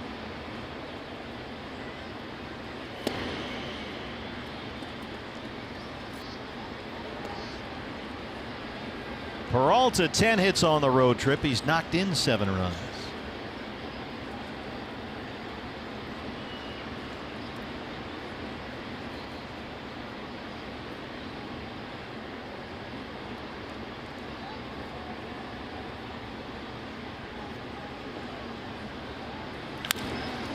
Bouncer to second. Castro, Riddle, and they turn the double play. Goldie in at third.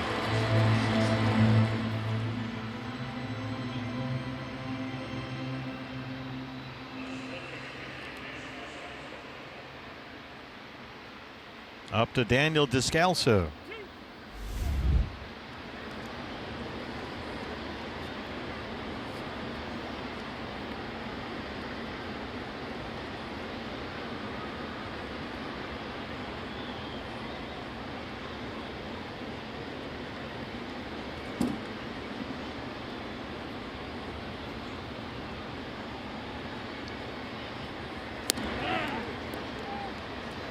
I've been watching the Marlins outfield, and they don't shift differently for any of the left-handed hitters. The outfield plays in the same spot for every left-handed hitter. J.B. Shuck over a few steps into the gap in left center. Dietrich a little bit closer to the line in left, and Brian Anderson the only defender to cover most of center field, all of right center and right. And this is the same alignment they had for Peralta and Jake Lamb. You would think in a ballpark that has an outfield this big, and it's still enormous even after they lowered and moved some of the fences in, that they would do as much as possible to position guys where they should be. That used to be in dead center, what, something like 420, and the wall was a lot higher? Enormous, yeah.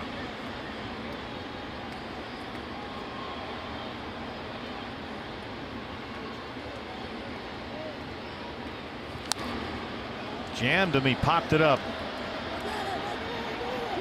Justin Bohr wants it. D-backs had first and second, nobody out, can't get a run across, so it stays 3-0 in Miami.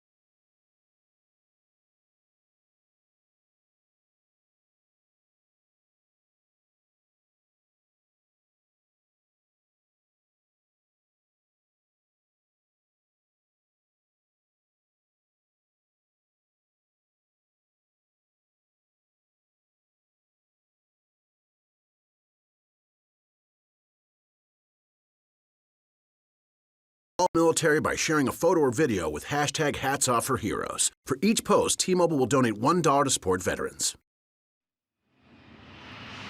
Back at Marlins Park in Miami, Steve Berthew, Bob Brenly, Todd Walsh with you. D-backs have a 3-0 lead as Derek Dietrich leads off the Marlins' 5th. You know, I've noticed something quirky about this ballpark. Really? It's kind of been bugging me, frankly. It's not the sculpture. That's its own separate story. But you see that door there to the right at the T-Mobile side? It's been open the entire series.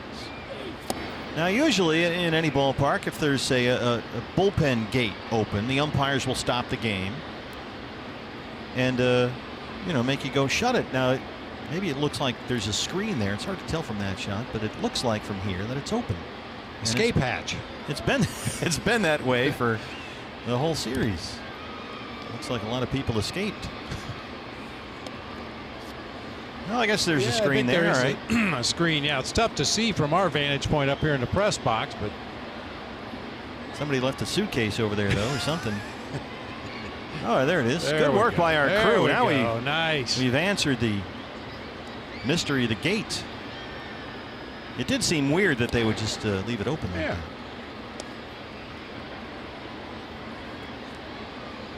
That's one way you could revolutionize the game. Put targets out there on the outfield fence. You know, a little hole in the fence. If you hit it through the hole, it counts for 10 runs. That's how we ended up with the three-point shot that destroyed basketball. They do that in the Bowman Hitting Challenge if you ever go to the Arizona Fall League All-Star game. Steve Cobb, Paul Jensen, and his crew have set up a very unique home run derby type thing where they put targets out all over the field in the Bowman Hitting Challenge for the Fall League Stars, and they try and hit different targets for different points. There's the slow curve, and Dietrich strikes out. Big slow bender that time from Zach Greinke. I'll tell you, it's a good thing that he has a great feel for that curveball over his last 2 or 3 starts, because as you mentioned, his slider's been a little inconsistent with his command. He's left a few over the heart of the plate. That used to be his go-to pitch when he wanted to throw a breaking ball, but it seems lately the curveball is more a go-to pitch. Brian Anderson. Another slow curve. Yeah, we've seen Zach in previous years sort of rediscover or reinvent that slider, which was an absolute wipeout pitch for him at times, but it really hasn't been there all that much this year. And a fastball lifts it up along the right field line. Goldie in foul ground. He just makes it look so easy. Field awareness, know where you are, know where that barrier is. You saw Goldie take one last peek down to make sure he had enough room, and then squared up underneath that pop-up for the second out here in the 5th.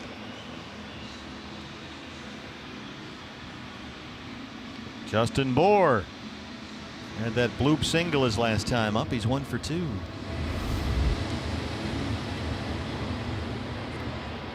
Greinke's spot would be due up 4th in the top of the 6th inning. They'd like to get some length from him today if they could. As he approaches the 75 pitch mark.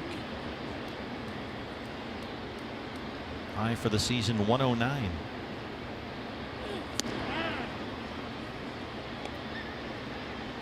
It's hard to believe Justin Bohr's 1 for 2 in this ball game. Hasn't hit a ball close to the barrel yet. He hasn't hit a ball that's reached the infield dirt. Yeah, a little humpback pop up to third base when he got jammed badly in his first at bat. Belts it right at Descalso. The shift was on. We've played 5 in Miami. D-backs looking for the series win. They lead it 3-0.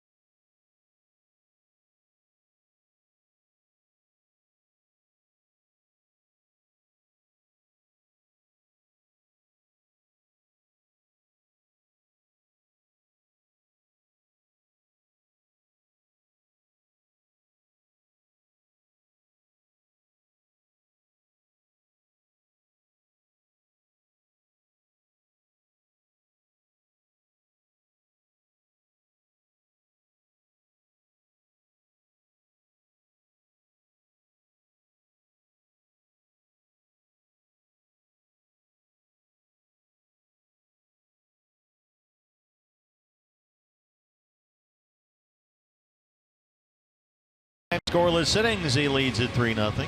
Fans, this Saturday is a must-have D-backs duffel bag giveaway at Chase Field. We're back after this one today. And the duffel bags get handed out Saturday against the Giants. Add this to your collection. It's a 7 o'clock start, courtesy of Gila River Hotels and Casinos. Visit dbacks.com. That is a quality item. Now, I know you and some of your staff have those duffel bags, had them when we were last home.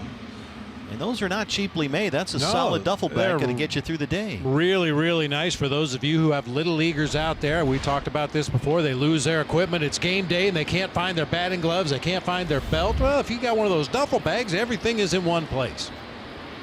And it's got the D-back colors on it and everything. Here's Nick Ahmed, leads off the 6th against Nick Whitgren.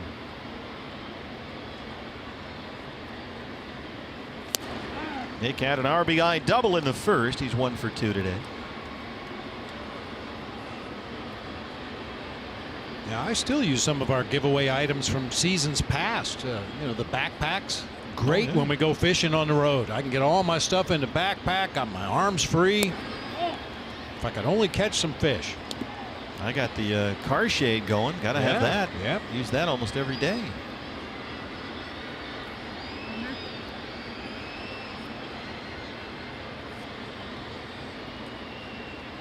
And the Hawaiian shirts. I mean, that's high fashion. Well, and when we wore the jogging suits the last time on this trip, I wore my Sugar Skull t-shirt underneath my jogging suit. Torrey was wearing his before the game today, the Sugar Skull t-shirt. Yeah, that's a great shirt. Good stuff. Good giveaway items.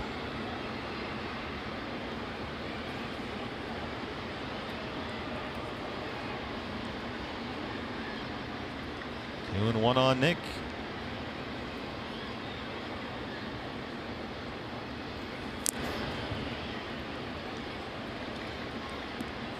Gonzo arranged for some shirts on the trip, although things didn't quite work out. Bit of a fiasco in Pittsburgh. 2-2 on Ahmed.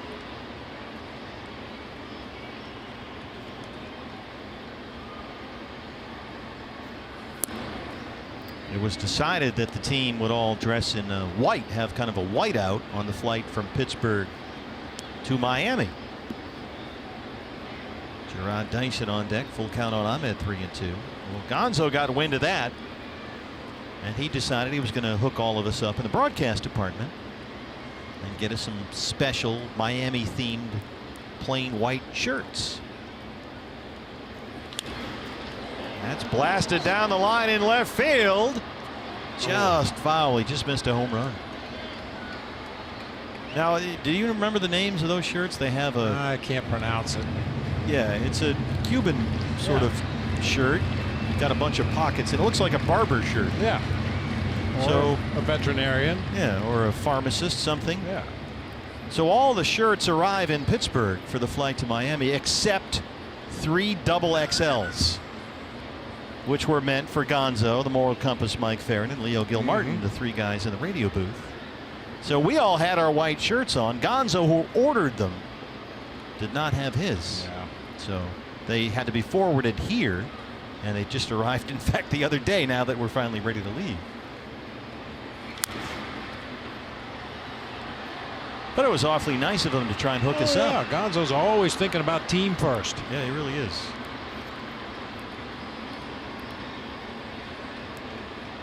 So to salvage something from the shirt fiasco, the radio guys all wore theirs during the game last night. Better late than never. Yeah, it's kind of a bonding thing in the radio booth.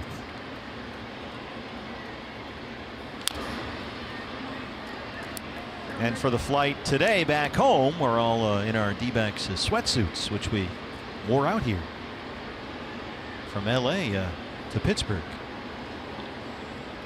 It's very complicated now. You can't, it used to be, okay, bags at this time, truck at this time, first bus, second bus, first pitch, the whole thing. Now, well, what's the dress code for the flight? Have a dress code. What are we wearing?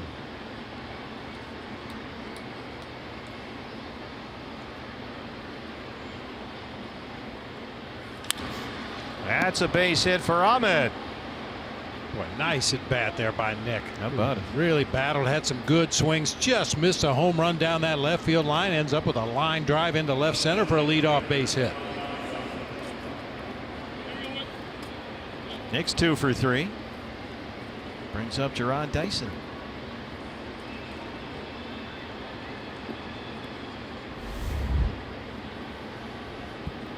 Now once again, Rojas comes way in from third base. A possible sacrifice situation here with Dyson at the plate. Nick Ahmed on at first.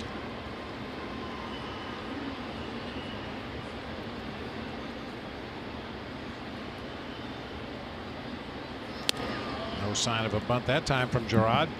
Fastball's up 1-0. Yeah, sometimes you have to ask yourself as a manager, who am I bunting Nick up for? You've got Jeff Mathis in the pitcher spot due up after Dyson. Sometimes you just let the inning roll. Let Gerard Dyson pick a pitch and swing at it. He's got a hole on the right side of the infield. He's got the third baseman drawn in.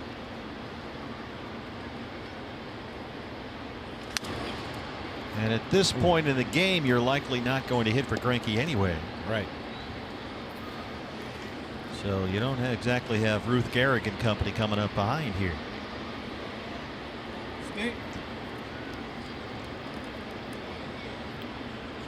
Apparently your boys in the yellow shirts had to put in a half a day at work before coming out here to the ballpark. Oh, they made it. Yeah, they made it. Well, better late than There never. they are.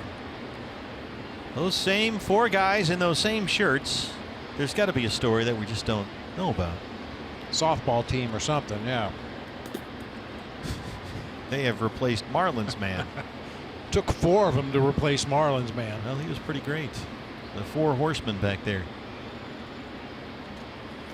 4 green shirts of the apocalypse. 2-1 on Dyson. I'm glad Gonzo didn't get us those shirts. That would have been ugly.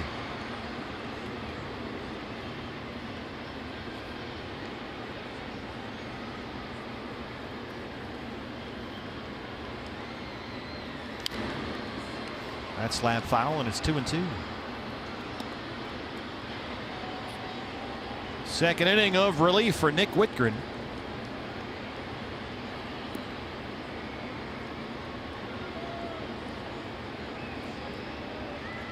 Jeff Mathis on deck, Greinke behind him.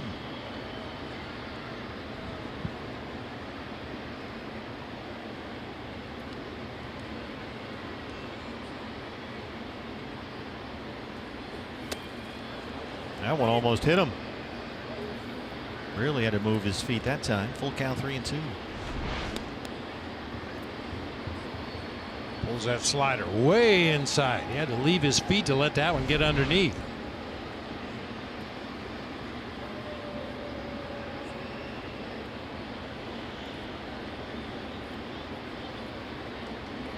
Nobody out, 3-2. Nick Ahmed at first.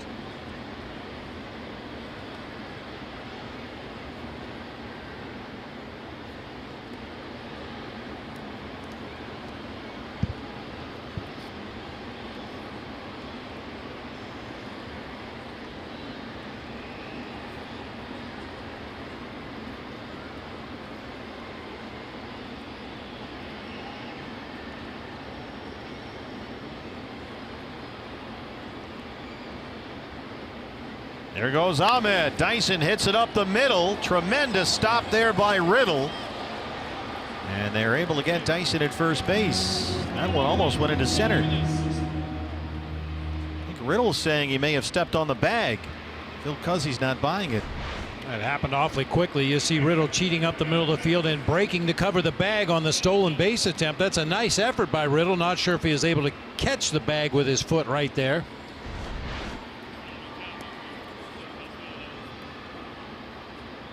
No challenge from either side. So Nick is in at second. 1 out, and here's Jeff Mathis, who singled his last time up.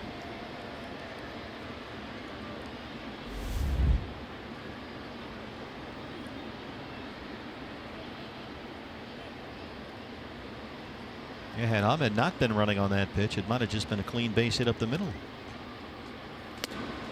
Fastball misses up.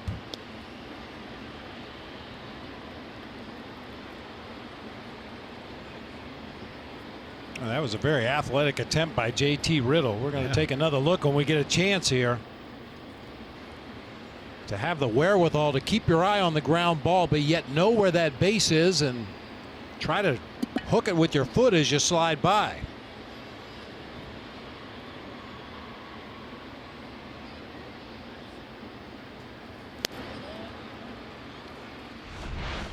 Okay, take another look. Riddle plants that right foot on the bag, makes the play. I think the Diamondbacks caught a break right there.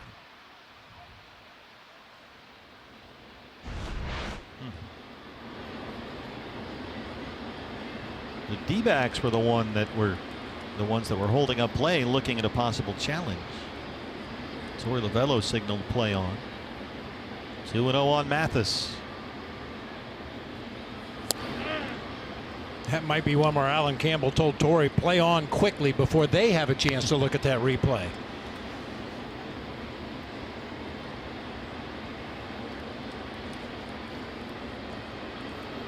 Looking for an 8-2 10-game road trip. Chance to win the series, take 3 of 4 at Marlins Park.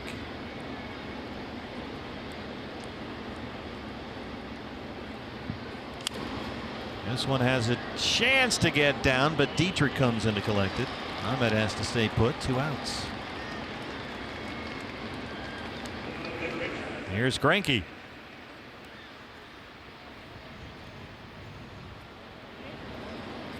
Zach, with 1 out in the second inning, singled up the middle, stole second base, and then scored on a Goldie RBI single. He flied out to right his last time up.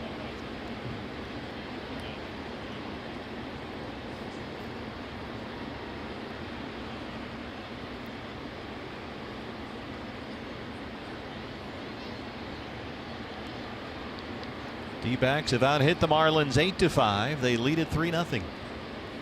First pitch swinging again. It's another base hit for Greinke. And they will wave Ahmed. Here's the throw from Anderson. And Ahmed is in there. RBI single for Zach Greinke, and it's 4-0 D-backs. Greinke's 2 for 3. This game has been all about Zach Greinke, either on the mound or at the plate. Man, he just drove that ball through the right side. Anderson with a strong throw from right field. It's going to be a close play at the plate. And you can see John Jay telling Nick to slide to the foul side of the line right there. Nick goes way wide, reaches out with his hand, and gets on the plate before Holiday can apply the tag. But that's something that you always point out, when that front foot comes in up off the ground and goes over the base of the plate without touching it. Makes the play a lot closer that way, but it worked out. Zach, both the base hits coming on the first pitch. He knocked one up the middle and that one into right field. John Jay 0 for 3. Juan Nieves to the mound now. There is action in the Miami bullpen.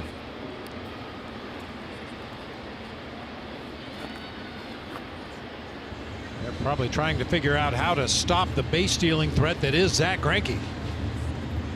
Stole his second base of the year back in the second inning. The first pitcher since he himself did it back in 2013 with multiple stolen bases in a season. Sure, Raczynski, what do you got? Well, while they had the mound meeting, Zach was running wind sprints between first and second base. I'm not sure if he's trying to send a message to the Marlins or just wants to keep his legs loose. Just trying to intimidate them is all. Dave McKay coaching at first.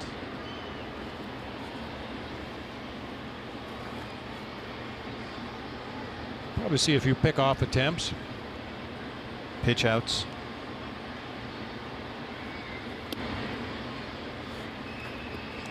Yeah, this was while the mound meeting was going on. Zach's over there. Just keep the legs loose.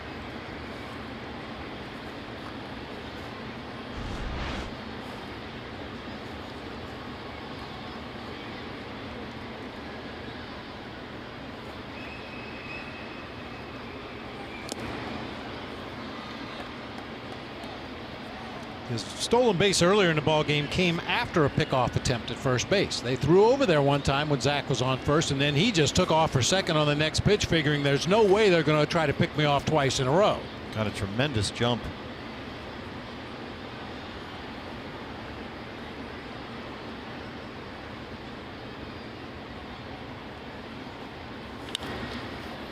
Right at Riddle, the shortstop. They get the force on Greinke. Diamondbacks add a run.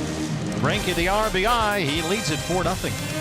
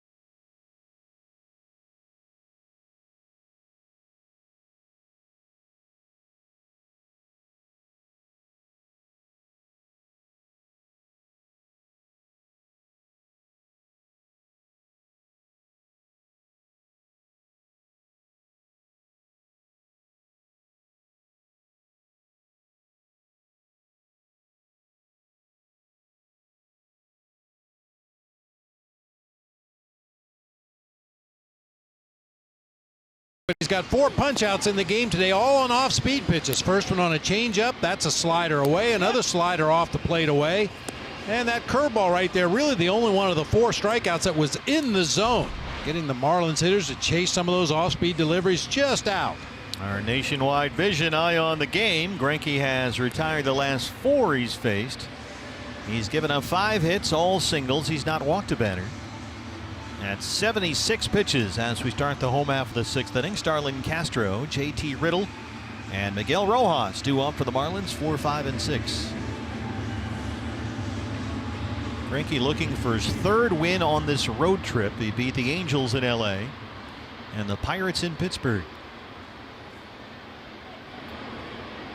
Castro 0 for 2 today. He's grounded out twice.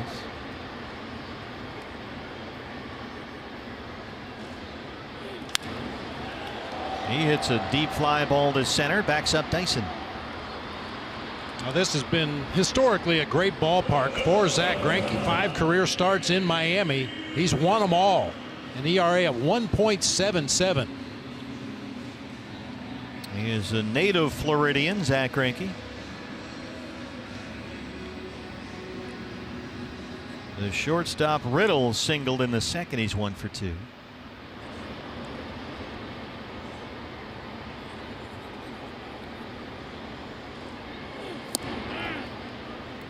Fastball right there, 0-1.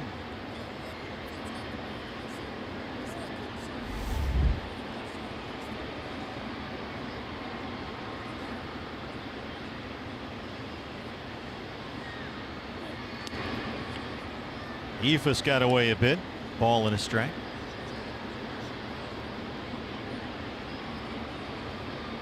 Teheran Guerrero, a big, hard-throwing right-hander. We saw him last night throw 100 miles an hour. This is out to right center, and it drops in between Jay and Dyson. Riddle will stop after a big turn at first.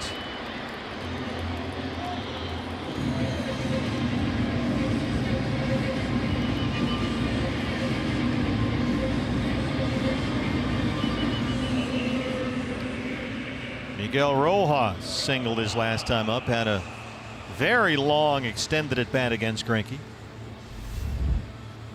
before a base hit to left. Now Rojas leads this Marlins offense by a wide margin, grounding into 16 double plays already this year. Greinke at 80 pitches, 55 for strikes.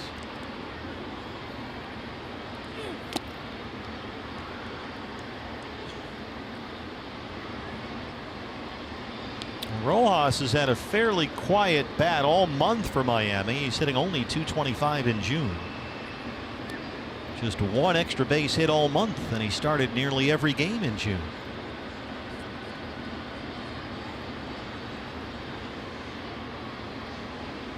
He's a better hitter than that.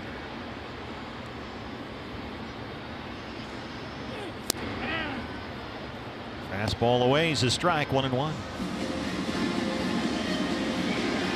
Rojas is a former Dodger. Marlins got him before the 2015 season, part of a deal for D. Gordon.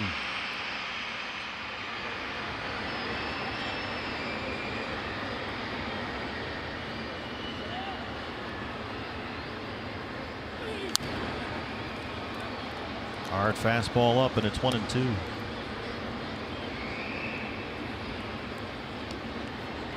Wonder if Miguel Rojas got his batting gloves from the same guy that designed the home run deal out there in left center field. A lot of the same colors on those batting gloves that Rojas is featuring today. You see those colors all over the park. Yellow, bright orange, pink.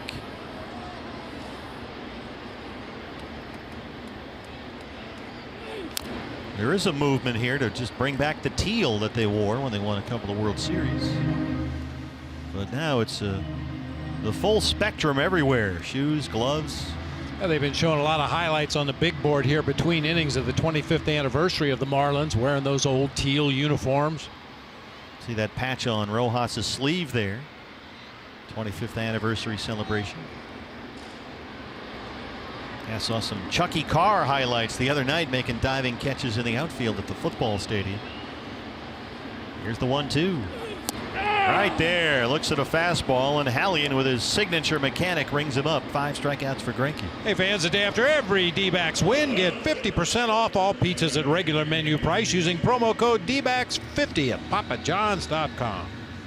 Zach Greinke has faced 24 batters. He's thrown 17 first pitch strikes. Robbie Ray used that same formula last night to great success. Robbie got his 3rd win of the year and his first start in 2 months. J.B. Shuck, the center fielder.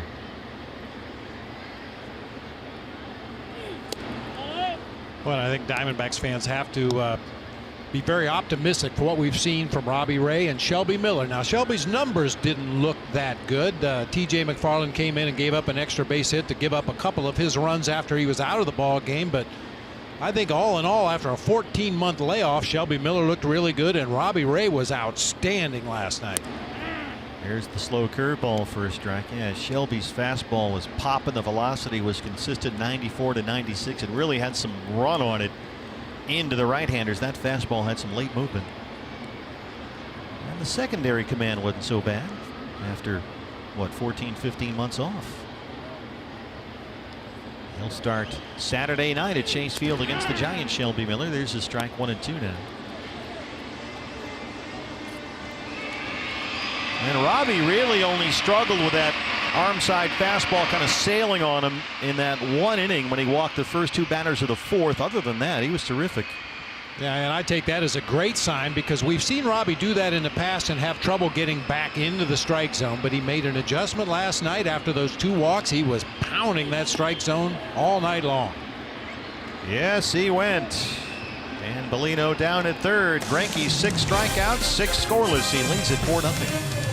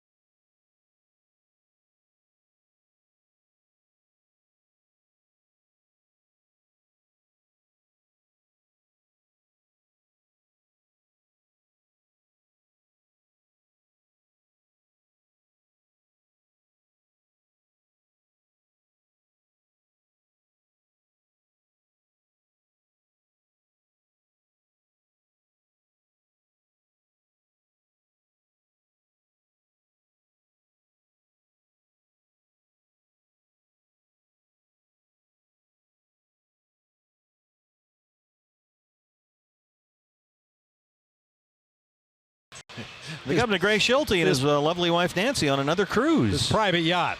Oh, is that it? Yeah. We're in the 7th inning in Miami. That's how they like to travel. Oh, you look at it. You got to turn that thing around. It's not easy. Fans, mark your calendars. This year's 20th anniversary celebration, August 4th. It's our annual alumni game presented by Sanderson Ford. It starts at 2 o'clock, and the first 20,000 fans with us get the all-time team T-shirt, courtesy of Gila River Hotels and Casinos. dbacks.com/alumni is the place to go. Will you be commissionering again that year? Yes, I believe I will. Yeah. And we're thinking about a name change. Instead of the alumni game, call it the chiropractor's dream game.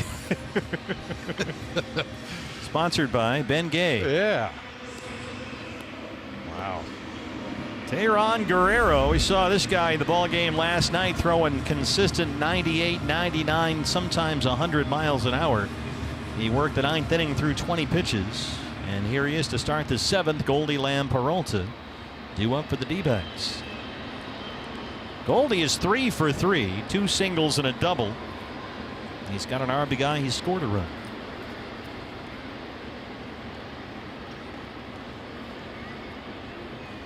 I thought you were going to say the Brenly Classic or something like that.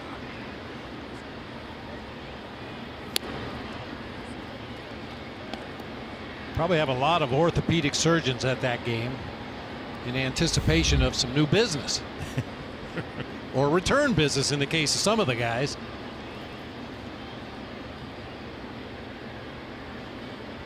It was a great idea a couple of years ago to play that before the game that night. It turns into a really fun day at the ballpark for everybody. So start planning ahead. It's coming up again August 4th. D-backs alumni game brought to you by Sanderson Ford. August 4th. This is Saturday. We are home against the Giants. A 5:10 start. First Saturday in August. So the alumni game starts at 2. The Giants game starts at 5:10.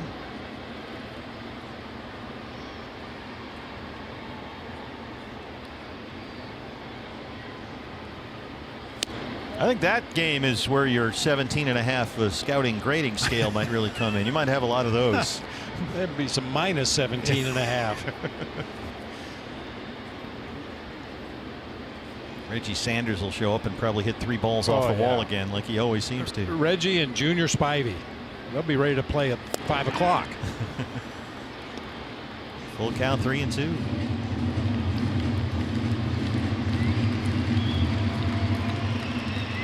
Jake Lamb on deck. David Peralta in the hole.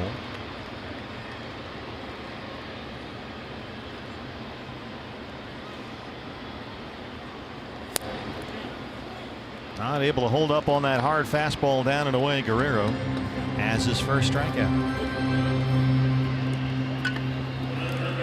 Well, that's one of the slowest walks back to the dugout I've ever seen from Paul Goldschmidt.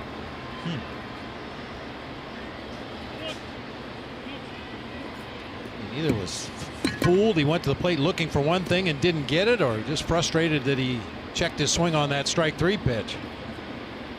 Or he's really mad. I don't know. It's always hard to tell. Yeah. Jake Lamb has singled and walked.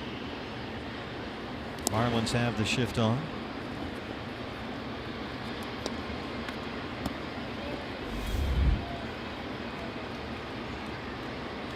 Boy, the way Jake's been barreling the ball lately, love to see him barrel up a 99-mile-an-hour fastball, see how far he can hit it. I wanted him swinging at that 3-0 pitch in his last at bat. Ended up taking a walk. Or the 3-1 pitch. 3-0 was right down the middle. 3-1 was down the middle and a little bit low. First, Guerrero's got to throw something in the strike zone. He's kind of all over the place. We saw that last night, which can be dangerous considering how hard he throws. You can see where Holiday set up down and in. That one missed way upstairs. And it's 3-0 on Jake Lamb. Peralta on deck.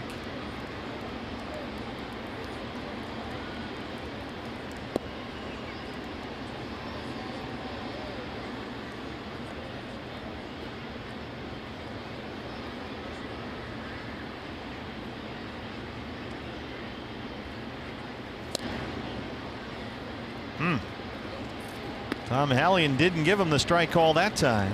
And Jake is aboard for the third time this afternoon. A couple of walks and a base hit back in the first inning when he came around to score on the Nick Ahmed double. Peralta as Walk struck out and hit into a double play.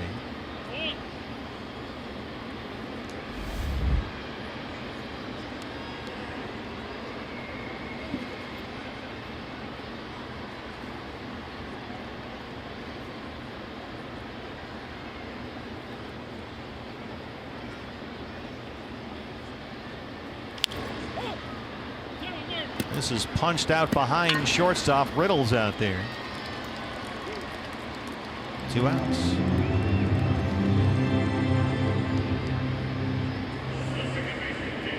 Here's Daniel Descalso.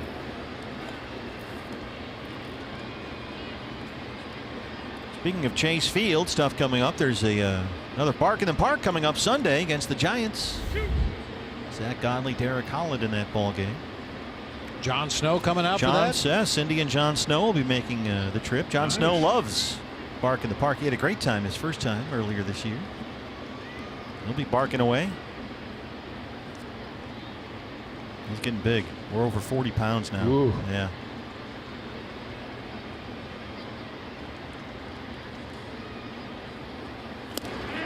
I bought him a Hank the dog pillow when we were in Milwaukee not too long ago, thinking he might relate to that. You know, Hank the dog and the story of the dog that the Brewers adopted not too long ago. He ate through that thing in about 10 minutes. Stuffing all over the floor. It's amazing how quickly they can take things apart.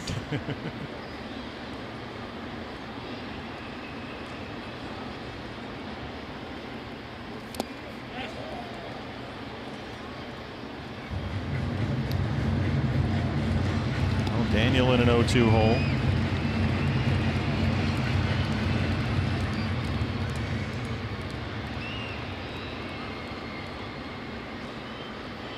Well, if there was ever a guy who fits the description of effectively wild, it's Tehran Guerrero. You know he's got 100 miles an hour in there somewhere, but you never know where it's going. And neither does he, it looks like. So it's got to make for an uncomfortable at bat. Yeah, changeup coming here, I think.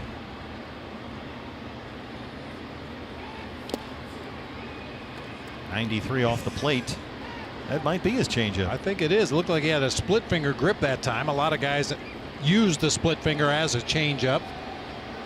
93 on a changeup. Well, I guess if you throw 100, that's about right. Yeah.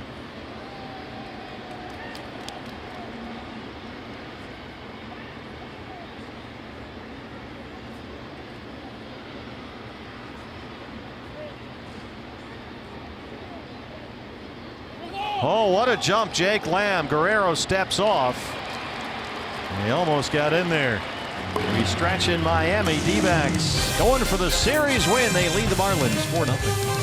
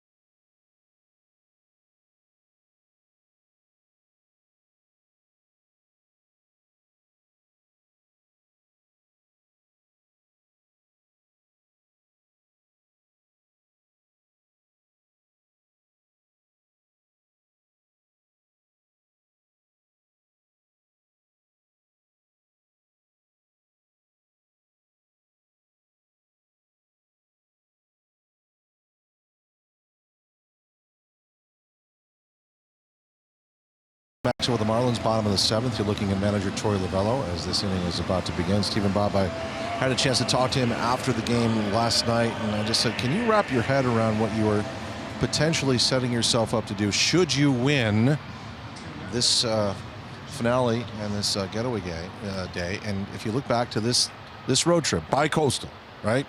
Yeah, 2 oceans and 3 rivers. And 1 Rust Belt. A sweep of the Pirates in a 4-game series, and Bob, I know you know how hard that is to do. Potentially winning 3 here.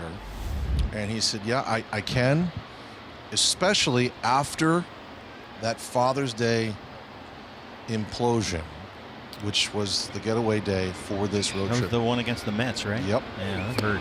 And that was right there for the taking. It got away from them, and we talk so much about this team's resiliency and their ability to, flush games and get on the plane. And Bob, I think you and I may have talked about it in Anaheim. That's great to say, but sometimes it's a lot harder to do, especially after a loss like that, right? Absolutely. 0-2 on the catcher, Brian Holiday. Adiel Rivera in the on-deck circle. I think it's a great point. I mean, that was a gut punch, that loss to the Mets. Yeah. Huge crowd. Oh, yeah. It was an opening day size crowd. I think we had more than 45,000 in the ballpark. It was a terrific day, and it just went south quickly at the very end there. And just to put that behind you when you're facing a grueling, long road trip, as you said, West Coast, Rust Belt, East Coast, back and forth. Boy, there's a little dung shot single to start the bottom of the 7th. And I've said it about the 0-1 team before, and people look at me like I'm crazy, but one of the real attributes of that team was they knew how to lose. Yeah. You play a bad ball game, it's going to happen. You're not going to win 162 straight. You're going to have some clunkers over the course of the season, and you have to learn how to let those go and come back the next day, fresh slate, start over clean. Does that start with, frankly, you, Bob? Does it start with Torey? Does it start with the manager, the guy that sets the tone? I think it's a combination. Certainly the manager can help set the tone along with his coaching staff, but I think the players themselves have to understand the game of baseball. And sometimes with younger players, they don't quite grasp, boy, we lost a tough one, geez, and it turns into a 5-game losing streak before you know what happened. But there's enough veterans on this team, and there's enough quality people on that coaching staff for Torey that I think they all understand the game. They understand there's going to be tough losses, and how you deal with those could be a big determining factor on how your season turns out. This is hit deep to left center field. Peralta in front of Dyson. And Holiday has to scamper back to the bag at first. Rivera hitting for the pitcher. Guerrero gave that one a ride, but it's allowed out number 1. I think one thing I learned about this group last year is just how confident they are. Not arrogant. I've seen arrogant teams before, but there is a confidence about this group. They are young. I think they know how good they were getting and how they wound up at the end of the year, but I don't think it ever got really out of hand. I think they always understood, like you said, Bob, games can get away. Well, you've got Derek Dietrich up here. Jorge De La Rosa, the left-hander, warming up in the bullpen. Looked like Jeff Mathis was trying to talk Greinke into some kind of plan of attack here on Dietrich. Well, this is his 4th at bat of the ball game, so they might want to change some of the things they've been doing to Derek Dietrich in this ball game. He got hit by a pitch back in the 1st. He reached on an error in the 3rd and struck out in the 5th. He struck out 8 times in the series, Dietrich. There's a tapper that goes foul.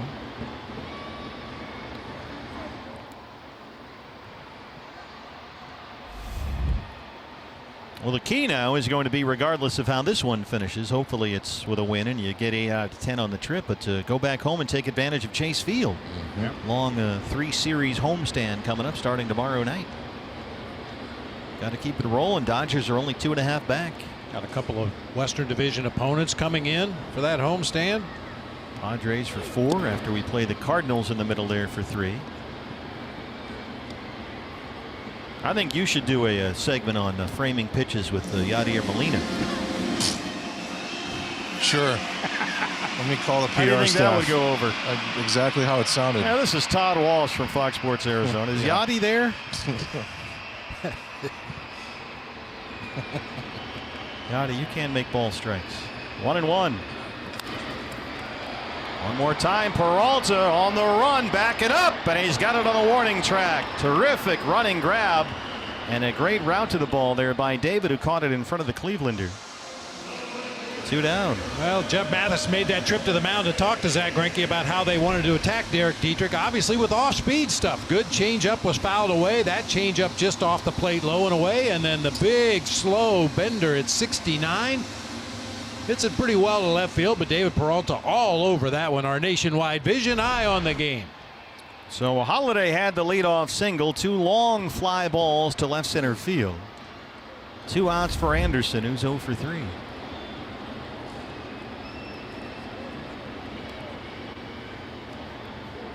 Do you know what the deal is with the guys in the yellow shirts? I'm afraid to ask. They've been there for every game. They seem fairly well organized. And one guy's even got shades to match his shirt.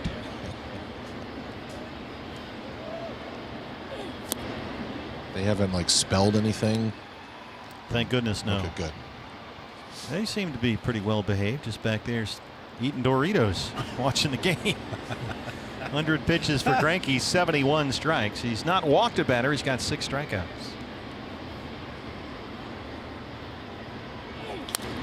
This is out to Jay in right near the line, and he runs out of room.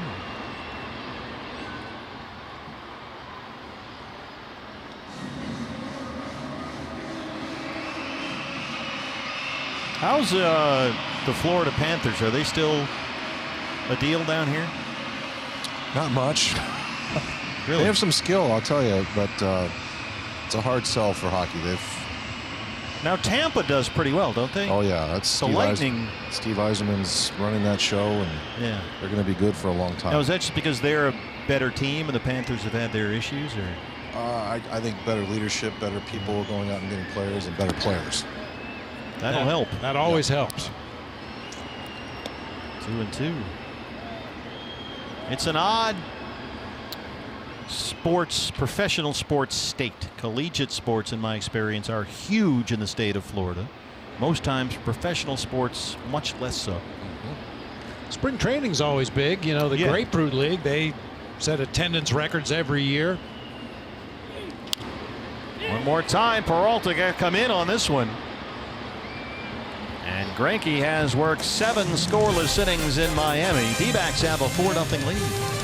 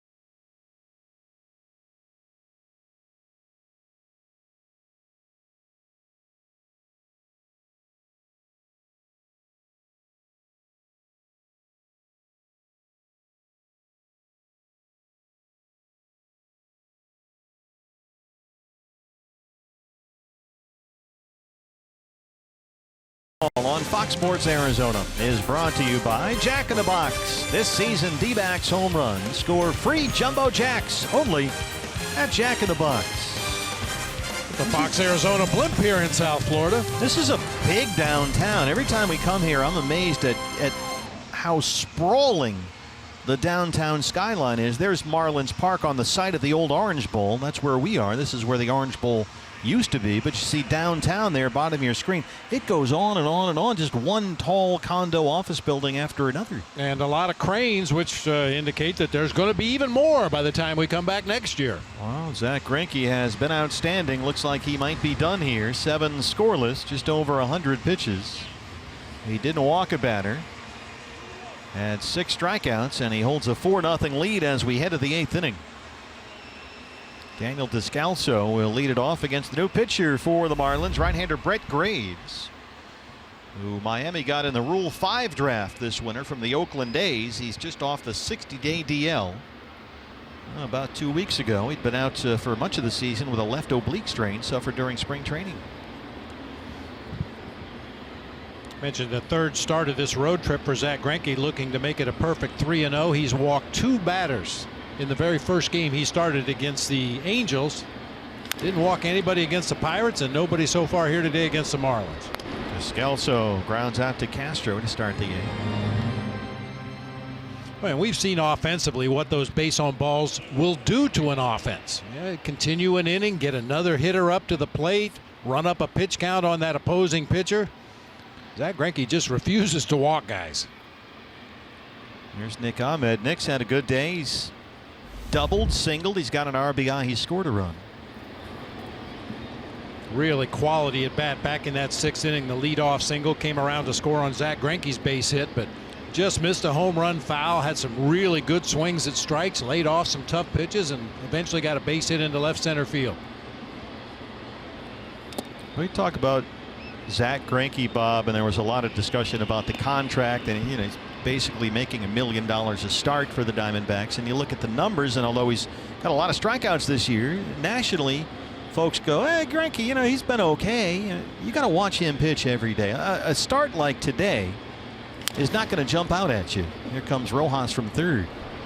But he's just been sort of relentlessly effective here over the course of his tenure with the D-backs. And especially given the circumstances. As you mentioned, the bullpen is a little gassed down there. You'd like to get as many innings out of your starter as possible here today. And Zach Greinke steps up once again when they need him the most.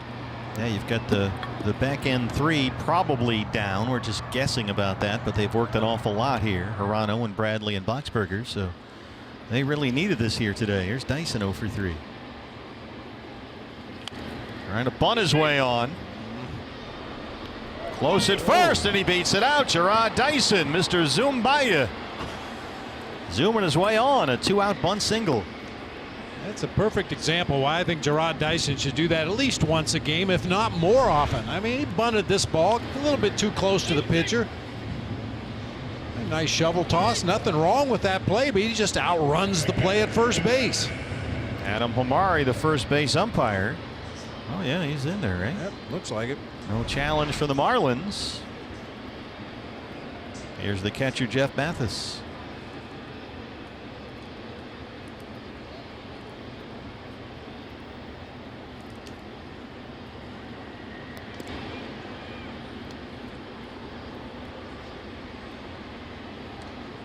I mean, if you think about, let's presume a win here, an 8-2 road trip with Zach Greinke winning 3 games on that 10-game trip. That's pretty remarkable. Doesn't matter who you're playing.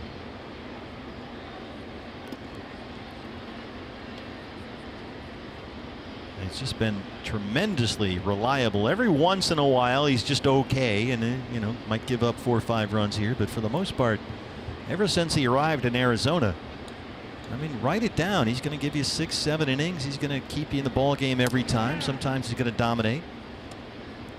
Today, you might classify it as kind of quietly dominant. Nothing jumps out at you, but you look up at the end of the day and they haven't done anything. I like the way you described it. Ruthlessly effective. His fastball's not lighting up the radar gun. He's not knee-buckling hitters with that curveball. He just gets guys out. Yeah, it's not like Scherzer where you look up and he's got 15 strikeouts every other week.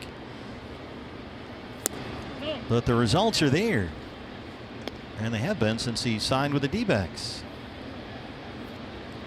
I hate to keep coming back to this comparison, but Greg Maddux was the same way. Yeah. And after a while, people sort of acknowledged him for that quality. Right. I'm not sure that Greinke's there yet because folks expect, big crazy strikeout totals every start, and he's not that guy anymore. Even though his strikeout numbers, for the most part, are among the league leaders.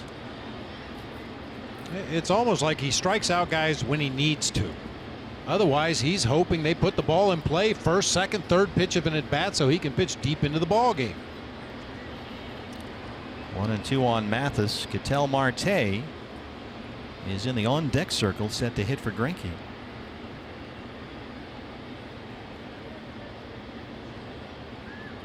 Dyson takes off. The throw goes to the backstop as the pitch got away from Graves. 14th steal of the year for Jarrod Dyson.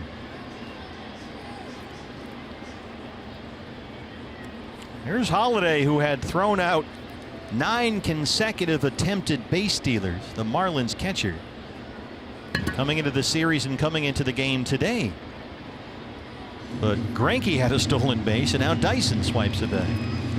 Certainly Greinke's was the element of surprise. Caught the Marlins by surprise, but Jarrod Dyson's not going to trick anybody. If he's on first base, he's always a threat to steal. That time Holiday just couldn't corral the pitch, got all the way to the backstop, but since Jarrod was running on the pitch, he's credited with a stolen base. Little squib shot to third. Rojas cleans it up, and that gets us to the home half of the 8th inning.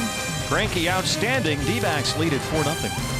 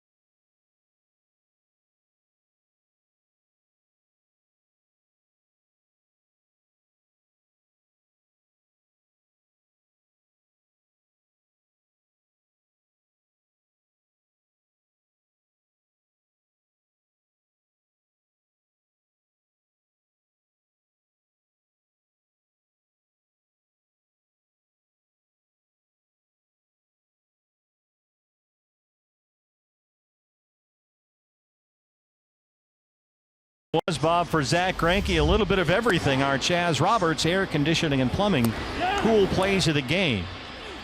He was great on the mound and at the plate. It all starts with what he did on the mound, but he loves to help himself swinging that bat. Clean base hit up the middle to drive home a run. Shoots one through the right side. And oh, by the way, he pitched 7 scoreless innings. Yeah. He's the first pitcher since Bob Gibson in 1969 with a hit, RBI, and a stolen base in at least 2 games in 1 season. Second time this year he's done that. And now the left-hander Jorge De La Rosa takes over to work the bottom of the 8th. Justin Moore will lead it off for the Marlins. Ketel Marte in at second base, double switch. Marte will bat 9th. Pitcher spot now 5th in the D-backs order as he replaces Descalso at second.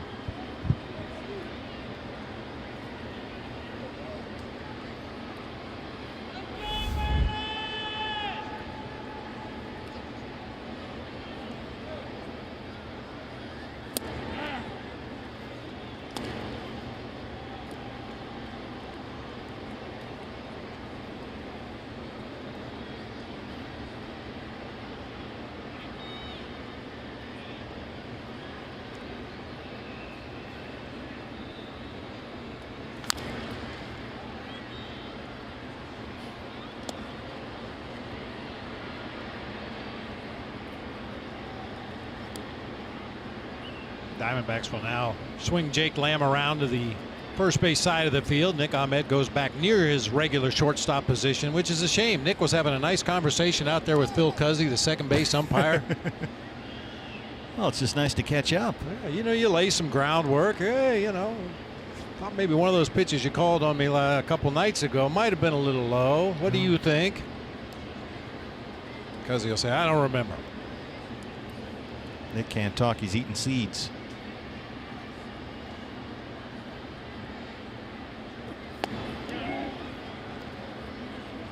Yes, he went. De La Rosa strikes out 4 to start the 8th. Brings up Starlin Castro. That's nice that Jorge gets to face a lefty to start his outing. Missed down low with a fastball. Comes back with that splitter for a called strike. A little bit of a cut fastball that time down at the bottom of the zone. Not sure what that was that bounced out there near the infield grass, but gets him to check swing on another splitter. Our nationwide vision, eye on the game. Castro 0 for 3 today.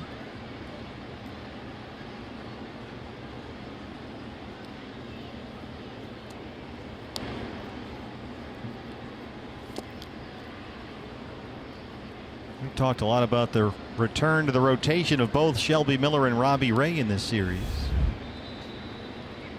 Well, Randall Delgado is getting close to returning. He is nearing the end of his rehab assignment. He pitched very well last night. He'll go again, I believe, tomorrow. And so there's going to be some decisions to make about bullpen spots as well. And Jorge could use a scoreless inning or two here today to solidify his position on the roster.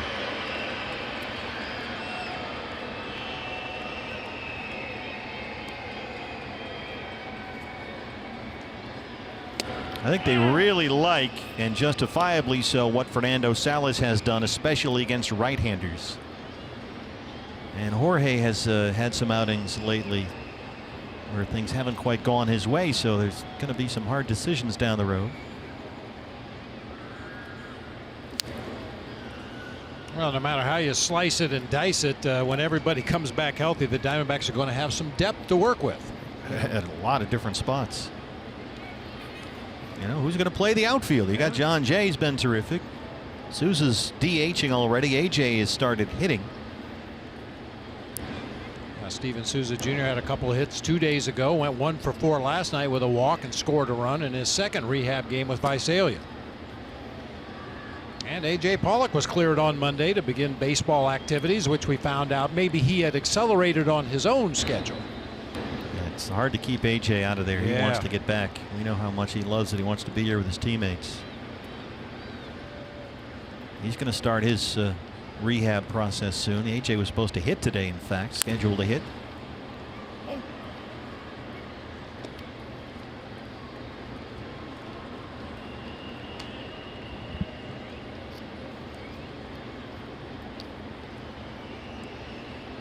Full count on Castro, 3-2. The shortstop Riddle on deck.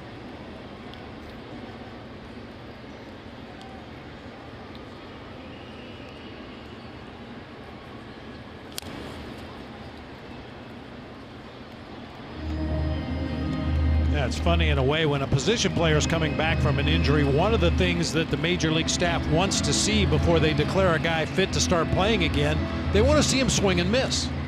Why is that? Well, you take batting practice, and how often are you going to swing and miss at a 65-mile-an-hour offering from Jerry Narron? You know, you're going to hit the ball in batting practice, but when you get in live game action and swing and miss the first time at that changeup in the dirt or that slider just off the plate and come through that effectively with no damage done, then you start thinking, okay, he's just a few days away from coming back. Oh yeah, they call it batting practice, not pitching practice.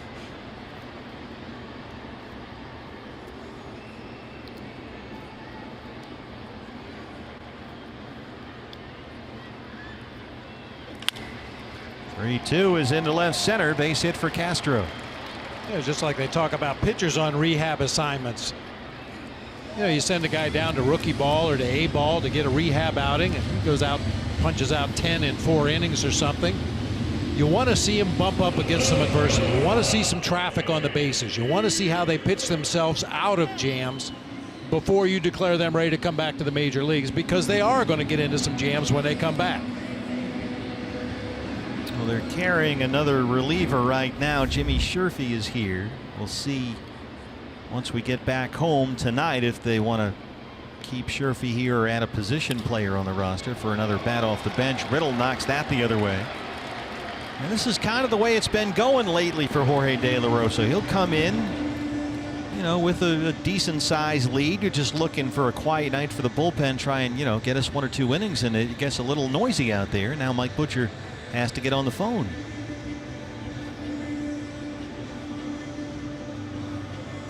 Here he comes out to the mound. It's not 10-0. It's only 4-0. So the outcome is still very much in doubt as Rojas steps up. Riddle's had a good day. He's 3 for 4. Made some nice defensive plays as well. So here's Salas. He'll have to start to get it cranked up now.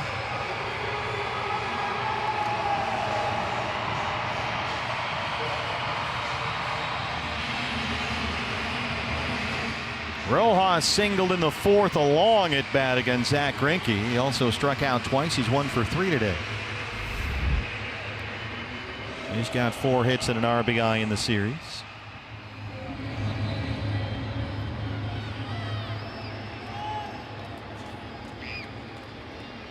Two on and 1 out. D-backs lead at 4-0.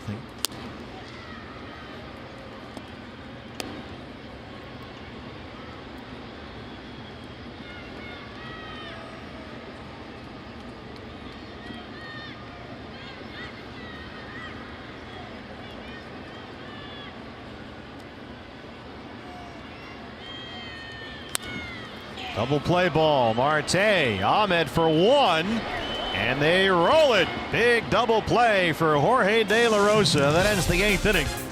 We hit the 9th, the end of the road trip. It's 4-0 D-backs.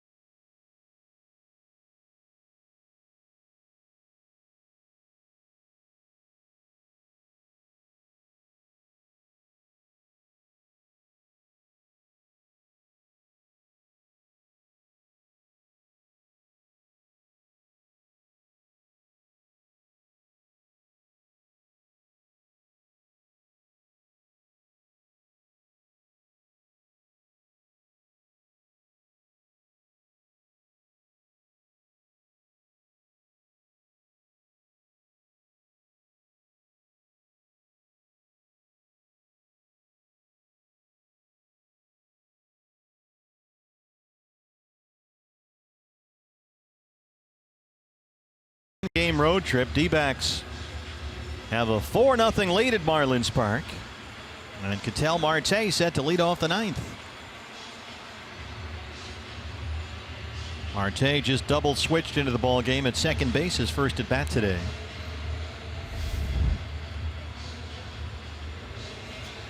He has doubled and tripled in the series. 237 on the year. Brett Graves, the right-hander, back out there for the Marlins. So it's Marte, Jay Goldie, 9-1-2 here in the D-backs 9th. Sounds like a run.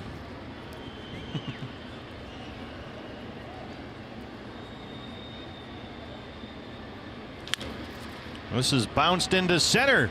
Well, that's a good start. Marte, a leadoff single. I got one for you. This is one of your favorites, too. You're going to love this. Oh, good. Bottom of the order rally starter. The D-backs today. 6, 7, 8, and 9 hitters have now gone 7 for 16 with 2 runs scored and 2 RBIs. Nice. Love those bottom of the batting order rallies. Get a couple guys on base, roll back around to the top, and do some serious damage. Now here's the other side of that coin. The leadoff man, John Jay, is 0 for 4 and 0 for 17 in the series.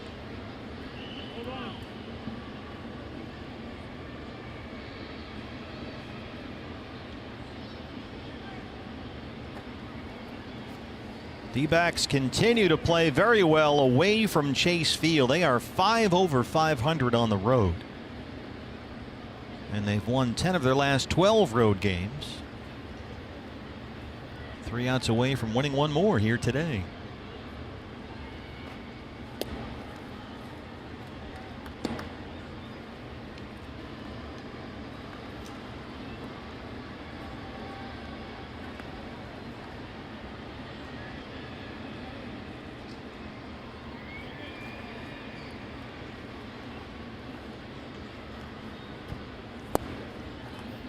Two balls and 1 strike on John Jay.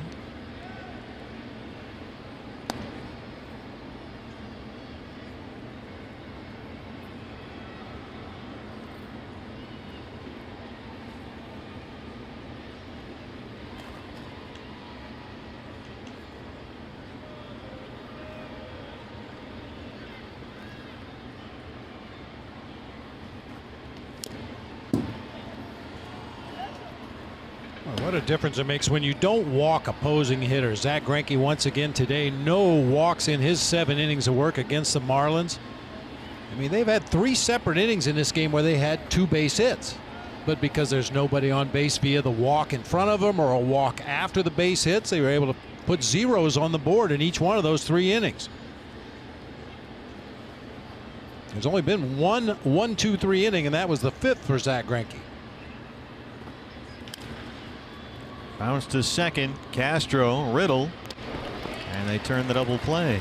Hey fans, the D-backs, sorry partner, a home run today means a free Jumbo Jack tomorrow at participating Jack in the Box locations with the purchase of a large drink. Base is empty, 2 down for Goldie, who's 3 for 4. 2 singles and a double.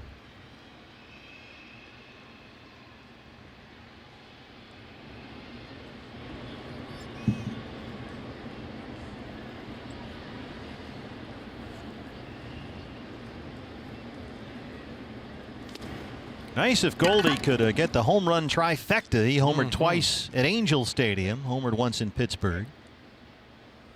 And this is hopefully his last at bat here at Marlins Park.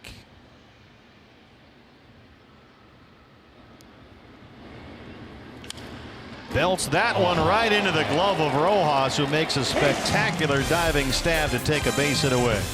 Bottom 9 in Miami coming up.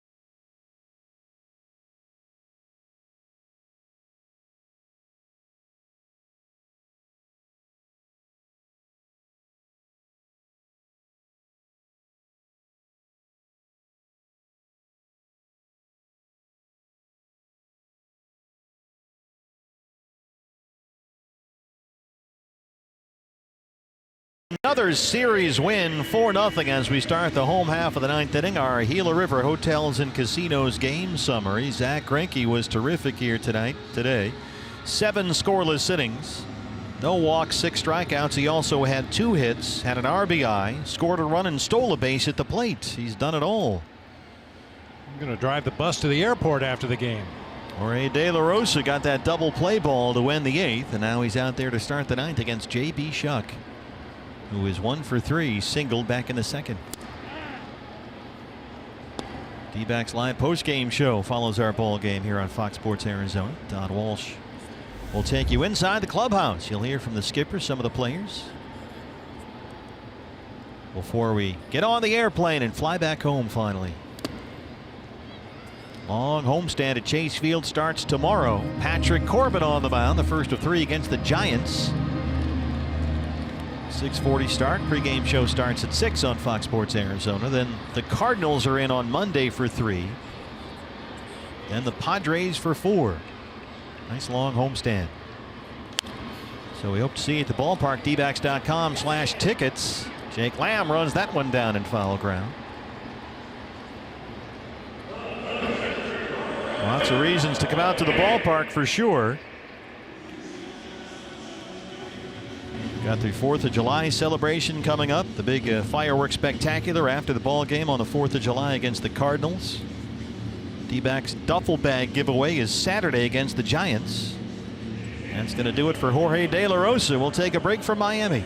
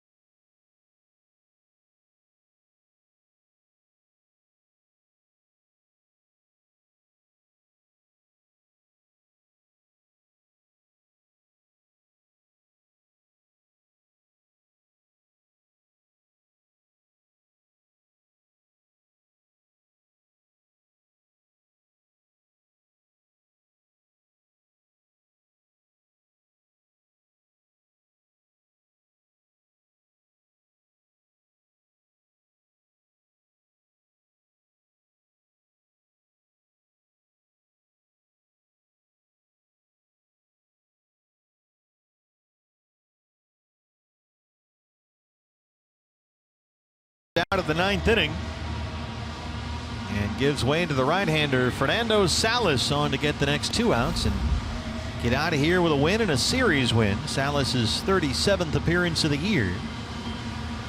The catcher Brian Holiday will be the scheduled hitter. Lewis Brinson is in the on-deck circle, set to bat for the pitcher.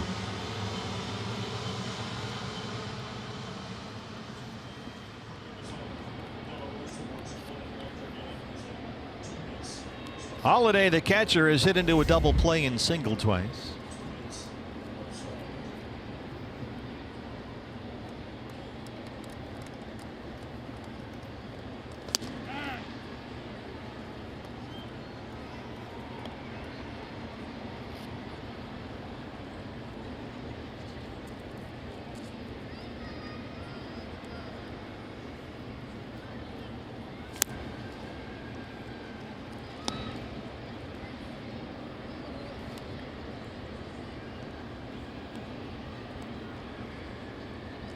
Andrew Chafin starts to get loose.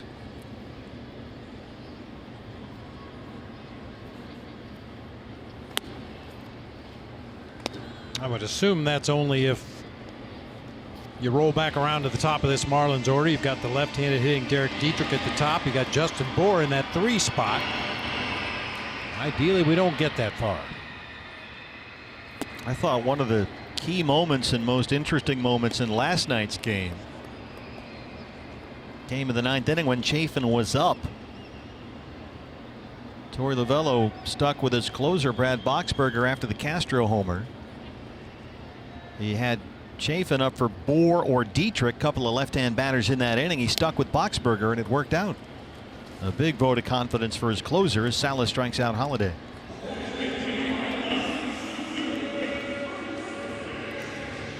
Well, Lewis Brinson, last man standing for the Marlins. Don't forget D-backs live post-game show coming up right after our ball game. Brinson batting .175. He's got 9 homers. Had a single in Tuesday's game, 1 for 11 in the series.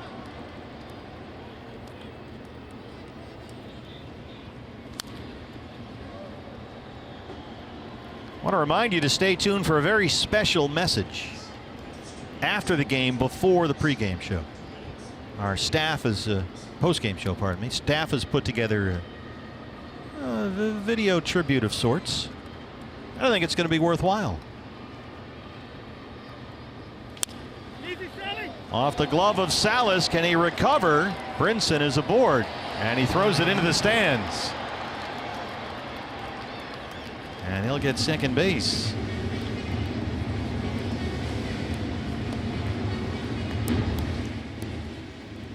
Salas had to jump up, try to knock that down. Instead, it went off the glove and behind the mound. Then he threw it into the seats. That would be an infield hit for Brinson, an error on Salas to allow him to move up to second base.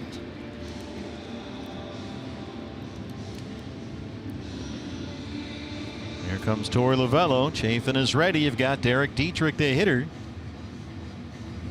And he'll go back to his bullpen for the 3rd time in the final 2 innings. Chafin on his way in. Back after this.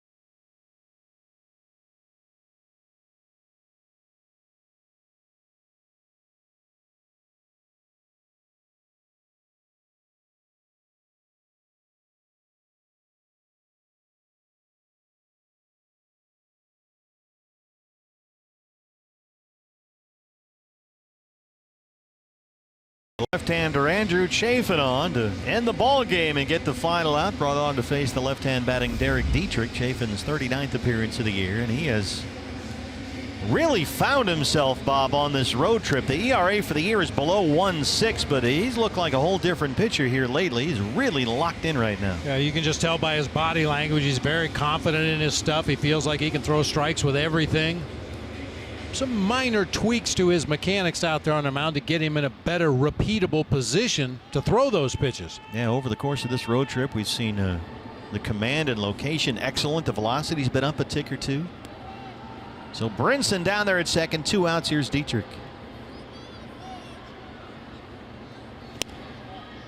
Whoa. What just happened there? I'm not quite sure. It was a little odd. Must have caught too much strike zone. I'm not sure. 1-0. Tom Hallion missed that one.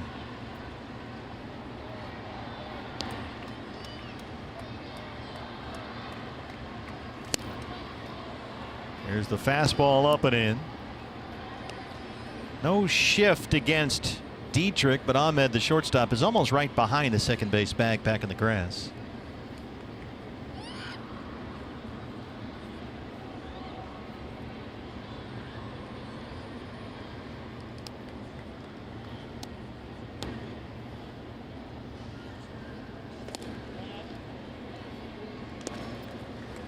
That's funny how the terminology in the game has changed. Like you said, this is not considered to be a radical pull shift. But back in the day, if you played your shortstop that far up the middle, people say, "What are you doing?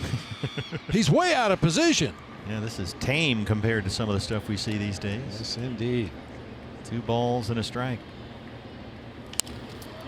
That one goes over the mound, and that's why Ahmed was standing right there. Chafin gets the final out. D-backs get the win and the series win, 4-0. They win 3 of 4 in Miami and finish 8-2 on this 10-game road trip. Boy, you can't do much better than that. The old cliche is take 2 out of 3 at home, split on the road. You take a 10-game road trip and win 8 of them, you got some money in the bank.